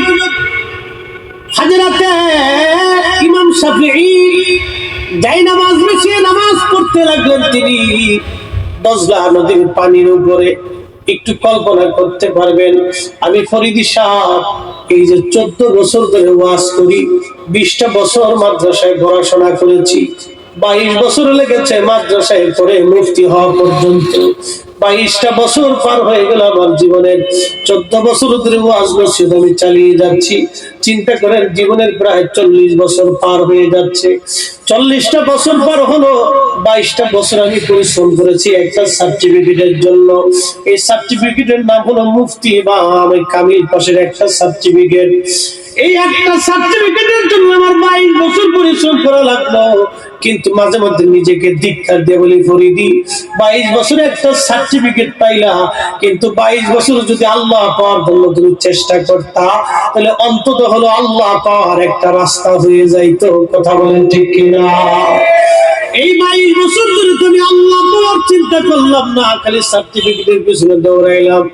এখন ওয়াজ নসিহত করতেছি, খালি পয়সার পিছনে দৌড়াইলাম, দুনিয়ার পিছনে দৌড়াইলাম। মাঝে মধ্যে নিজেকে আফসোস করে বলি, দুনিয়ার পিছনে দৌড়াইয়া সবকিছু হারাইলাম, কিছুই তো খুঁজে পাইলাম না। কিন্তু ইমাম শাফিঈ দজলা নদীর পানির উপরে যায় নামাজ বিছিয়ে নামাজ পড়া শুরু করলেন। এমন কিছু আল্লাহর প্রিয় ওলিরা জমিনের মধ্যে ছিলেন বিদায় মুসলমান এখনো মাথা উঁচু করে দাঁড়ায় রয়েছে, নতুবা আমরা পিঠে আর চামড়া পর্যন্ত তুলে ফেলে দেওয়া হতো। কথা বলেন না কেন? ঠিক না বেঠে? আমরা ভুলে গেছি অবদান, এটা মনেই দেখি, মনেই আমাদের নাই।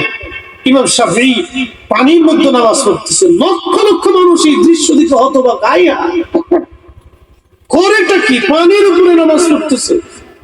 নামাজ শেষ, খ্রিস্টান যারা বহস করতে সেদেরকে ডাক দেয়,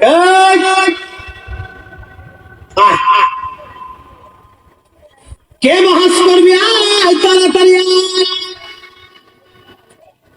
আমি ইমাম আবু ইদ্রিস আশ-শাফিঈ তাই নামাজ বিছিয়ে নদীর উপরে নামাজ পড়লাম। তোদের কলিজায় যদি বহস করার সাহস থাকে, আমার এই দজলা নদীর মাঝখানে আজকে বহস হবে, তোদের সাহস থাকলে আয়। খ্রিস্টান যিনি মিশনারি প্রধান ছিলেন, উনি করজোরে বললেন, হুজুর আমি কেন 14 গোষ্ঠীর পক্ষেও সম্ভব না এই দজলা নদীর মাঝখানে যে আপনার সাথে বহস করা। না সুবহানাল্লাহ, মনে হচ্ছে সুবহানাল্লাহ বুড়ো হয়েছি। একসাথে জোরে বলি সুবহানাল্লাহ। শক্তি কে দিছে? লা খাউফুন কে বলছে? ওয়ালা হুম ইয়াহজানুন কে বলছে? লাহুমুল বুশরা ফিল হায়াতিদ দুনিয়া ওয়া ফিল আখিরাহ কে বলছে? দুনিয়াতে সুসংবাদ, আখিরাতে সুসংবাদ। আল্লাহ বলে দিয়েছে, কোনো চিন্তা নেই। আল্লাহ আরো বলছেন, ওয়া ইন সাআলানি, চাইতে দেরি হবে, আসতে দেরি হবে। ওয়া ইন সাআলানি লাউতিয়ান্নাহু, আমি মালিকের কাছে চাবে তো সাথে সাথে যাবে। আরো জোরে বলেন আল্লাহু আকবার। এই জবান আমরা করতে পারছি? পারিনি ভাই, এই জবান আমাদের হয়নি। আগে আমাদের দেশে কিছু মুরব্বীরা ছিল, বা দোয়া কালাম বেশি জানতো না, এলাকায় মুন্সি সাহেব বলতো, ঠিক কিনা? নামাজ কালাম পড়াইতো, কিন্তু বড় আবেদ সালেহ জাহেদ ছিল। কিছু মুরব্বী দেখবেন ছিলেই দেখবেন পুরে সর্বনাশ। ও তো আবেদ জাহেদ সালেহ ছিল, জানেন? কিছু খুব পাক্কা মুসল্লি ছিল। হ্যাঁ, মা চাচিরা বলতো, তোর দাদার কাছ থেকে একটু পানি পড়া নিয়ে আইতো, তো পানির বোতল দিয়ে দিছি। দাদার কাছে যা গেতাম, দাদা মুন্সি দাদা পানি চেয়েছে। মা কি হয়েছে?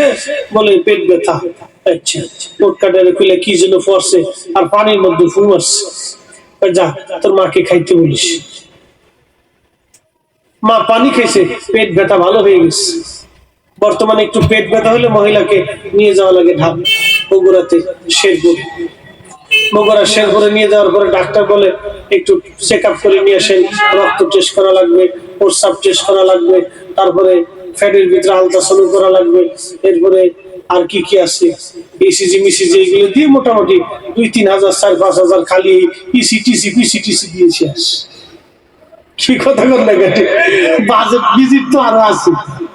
এরপর ইসিবিসি টিসিবিসি শেষ করার পরে এরপর একটা প্রেসক্রিপশন দিল, দেন আরো 2500 টাকার ওষুধ। তো মোটামুটি 1010 টাকা ছিল, 10,000 টাকা নাই, খালি ঢুকলেই শেষ। কিন্তু এক ছুঁই আল্লাহ রাব্বুল আলামিন ওই পানির ভিতরে ওই রোগের ঔষধ আল্লাহ বানাইছে। একসাথে জোরে বলেন আল্লাহু আকবার। কি জবানটা ছিল একটু চিন্তা করেন তো। কারণ আমরা ফুদি এই যে ফুয়াইতেছি কিন্তু কাজ হইতেছে না, কারণ এই যে ফু মারতেছি কাজ হয় না দাদা, কারণ হলো আগের মানুষের জবানের কেরাতের অশুদ্ধতা ছিল কিন্তু দিলের পরিশুদ্ধতা ছিল। এখন আমাদের জবান দিল দুটোই অপরিশুদ্ধ হয়ে গেছে, দেখবেন ভিতর থেকে যা বের হয় কিছু আহে না, খালি ফুড আহে, খালি ফু আহে, ভিতর থেকে কিছু আসে না।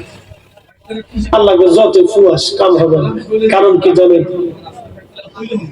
আল্লাহ রাসূল বলেছেন আমার উম্মত এমন একটা জমানা আসবে সুদের ভিতরে এমন ভাবে ঢুকে যাবে যে কেউ সুদ থেকে মুক্ত থাকবে না। বর্তমান বিশ্বে ব্যাংকিং পদ্ধতিটা তার বাস্তব হবে। কেউ সুদ লেখে, কেউ সুদের সহযোগিতা করে, কেউ সুদ নেয়, কেউ বাধ্য হয়ে সুদ দেয়।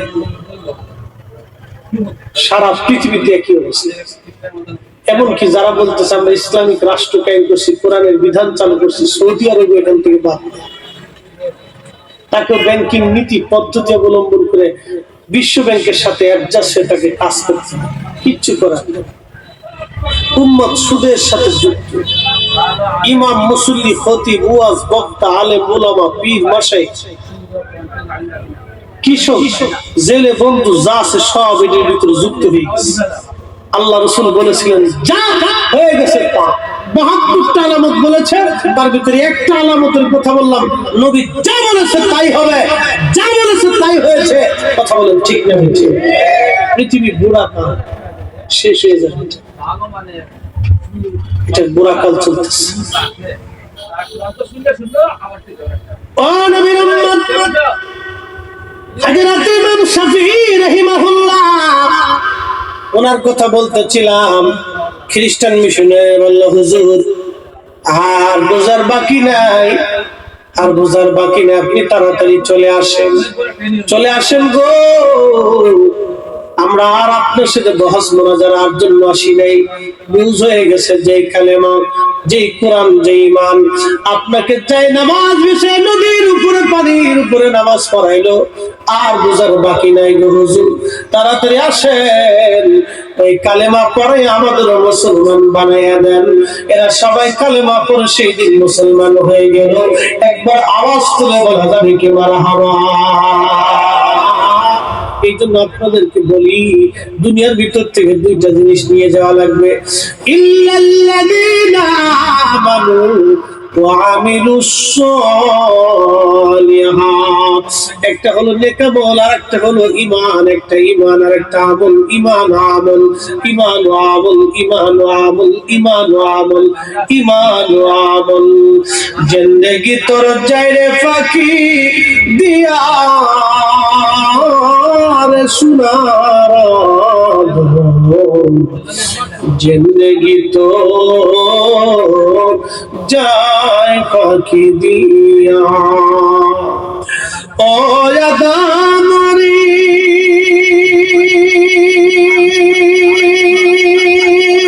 পাগ ধরিয়া গেছে দাড়ি, দন্তবাসে গুটা চারি, সমন জারি গিয়াছে করিয়ার সোনার জিন্দগি তো যায় ফাঁকি দিয়া। দুনিয়া থেকে কবরে চলে যাব। এই বাংলাদেশে কোটি কোটি টাকার মালিক আছে। মাহফিল যারা দেয় তারা কোটি টাকার মালিক হয় না বাবা, তারা ইন্ডাস্ট্রির মালিক হয় না। মাহফিলে যারা বসে তারা বাবা বড় বড় ধনী ব্যক্তিরা মাহফিলে বসে না, মাহফিলে যারা বসে মধ্যবিত্ত এবং দরিদ্র শ্রেণীর মানুষ মাহফিলে বসে। এই জন্য নবী বলছেন আমার গরিব উম্মতরা ধনীদের 500 বছর আগে জান্নাতে যাবে। কোন 500 বছর জানেননি? দুনিয়ার 50,000 বছর আর আখিরাতের একদিন, সেই দিনের 500 বছর আগে গরিবরা জান্নাতে চলে যাবে। সুবহানাল্লাহ, কে আসতে হবে?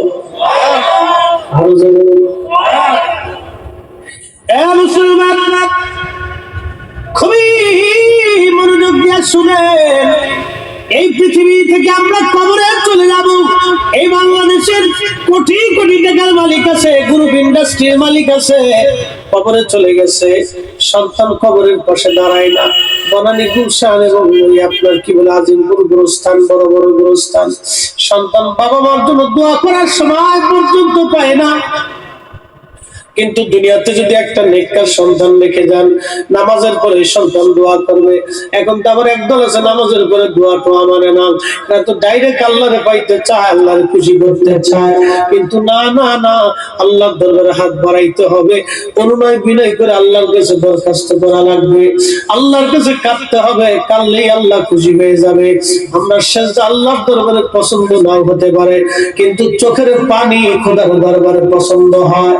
আল্লাহর নবী বলেন আমার উম্মত যখন খোদা রব্বে কারীমের দরবারে চোখের পানি দিয়া মাছির মাথার পরিমাণ একটু পানি যদি একবার চোখ দিয়ে গড়াইয়া এই গোশতের উপরে এসে পড়েই যায়, আল্লাহর নবী ডাক দিয়ে বলতেছেন শোনো, আমার আল্লাহ পাক খুশি হইয়া 7টা জাহান্নামের আগুন ওই পানি দিয়ে আল্লাহ নিভাইয়া দেবে। একবার জোরে বলা যাবে কি সুবহানাল্লাহ? চোখের পানির দাম আছে না নাই? অনেক দাম, অনেক দাম। এই দাম আমি বুঝাইতে পারতাম। একটু মাছির মাথা পড়তে দেরি হবে, মাফ হইতে দেরি হবে। যে যাই বলুন, রব্বে কারীমের দরবারে হাত তুলে চোখের পানি ছেড়ে দিচ্ছে। এত বেদাতের ফতোয়া বুঝার দরকার নেই, বহুত বুঝছি, বুঝতে বুঝতে এই পর্যন্ত আসলাম। আহা, উম্মতের সর্বনাশ হয়ে যাচ্ছে। শয়তান খুব সুকৌশলে মুসলমানদেরকে ইস্তিগফার থেকে সরিয়ে দিচ্ছে, খুব সুকৌশলে সরিয়ে দিচ্ছে। কোন সময় বান্দাকে আল্লাহ কবুল করবে, ক্ষমা করবে, আমরা কেউ জানি না। কথা বলেন ঠিক কিনা? হ্যাঁ, খুব মনোযোগ দিই। পৃথিবী থেকে আমরা কবরে চলে যাব। করোনার ভিতরে বহু মানুষ মারা গেছে, বহু সন্তান বাবার কবরের পাশে পর্যন্ত ভয়ে যায় নাই, জানাজাতেও যায় নাই। তাহলে এই সন্তান দেখে লাভ হবে কি? কিন্তু সন্তানের সাথে 200টা ফুটটা বলা ভালো। কথা খারাপ বলছি? কঠিন বিপদের সময় যদি সন্তানকে পাশের কাছে না পাওয়া যায়, এই মেহেশ্বরের মাঠে কি হবে বলেন তো? এই জন্য কবরের পাশে সন্তানকে শিক্ষা দেবে, নিজে হাতে করে আপনার বাবার কবরের পাশে আপনার ছেলেকে দাঁড়া করে, আপনার সন্তানকে দাঁড়া করে বলবেন এটা তোমার দাদা করো, জিয়ারত করো। তো জিয়ারত করলে আপনি মরে যাওয়ার পরে আপনার নাতিকে হাত ধরে নিয়ে এসে বলবেন তোমার দাদার কবরের পাশে দাঁড়িয়েছে। মানুষ অসুস্থ হইলে কেউ যদি দেখতে যায় তো মানুষ খুব খুশি হয়। কবরে চলে গেলে কেউ যদি কবরের পাশে বান্দাকে দেখতে যায় তো কবরওয়ালা খুশি হয়। এত সহজ করে আর বুঝাইতে পারবো না, কবরওয়ালা খুশি হয়। পৃথিবী থেকে একদিন আমরা শূন্য চলে যাব, একবারে খালি হাতে, কিছুই নেই, অসুবিধা। বাদশাহ क्या फकीर हो, सबको एक ही ठिकाना। अल्लाह बोलेन وأنفقوا مما رزقناكم من قبل أن يأتي أحدكم الموت।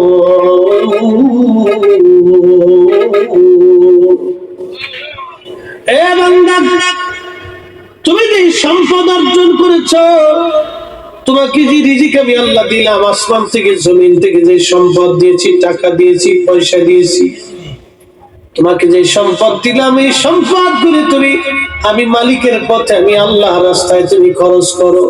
কিছু টাকা, কিছু সম্পদ তুমি আমি আল্লাহর পথে খরচ করো। যদি না করো, কিয়ামতের ময়দানে কিছু মানুষ এই গোশতগুলি কামড়ায় কামড়ায় টেনে টেনে ছেড়ে ফেলবে আর বলবে ইয়া রব, ফায়াকুল রব্বি লাউলা আখরাতানি ইলা আজালিন করিব। আল্লাহ গো, আবার পৃথিবীতে আমাদেরকে পাঠান, বেশি বেশি করে আমরা পৃথিবীতে যাবো, ফাঁস সাদাকা বেশি বেশি করে তোমার পথে খরচ করবো, আকুম মিনাস সালিহিন নেককারদের অন্তর্ভুক্ত হয়ে যাব। আল্লাহ জবাব দিবে ওয়ালা ইউখিরুল্লাহু নাফসান ইযা জাআ আজালুহা। বান্দারে, আর দুনিয়াতে দ্বিতীয়বার আসার কোনো সুযোগ হবে না, কোনো চান্স নাই। একবার চলে গেলে আর আসার সুযোগ নাই, দম ফুরাইলে থাকার আর সুযোগ নাই, চলে গেলে আসার আর সুযোগ নাই, দম ফুরাইলে থাকার আর সুযোগ নাই। একদিন মাটির ভিতরে হবে ঘর রে নোনা কেন শেষ।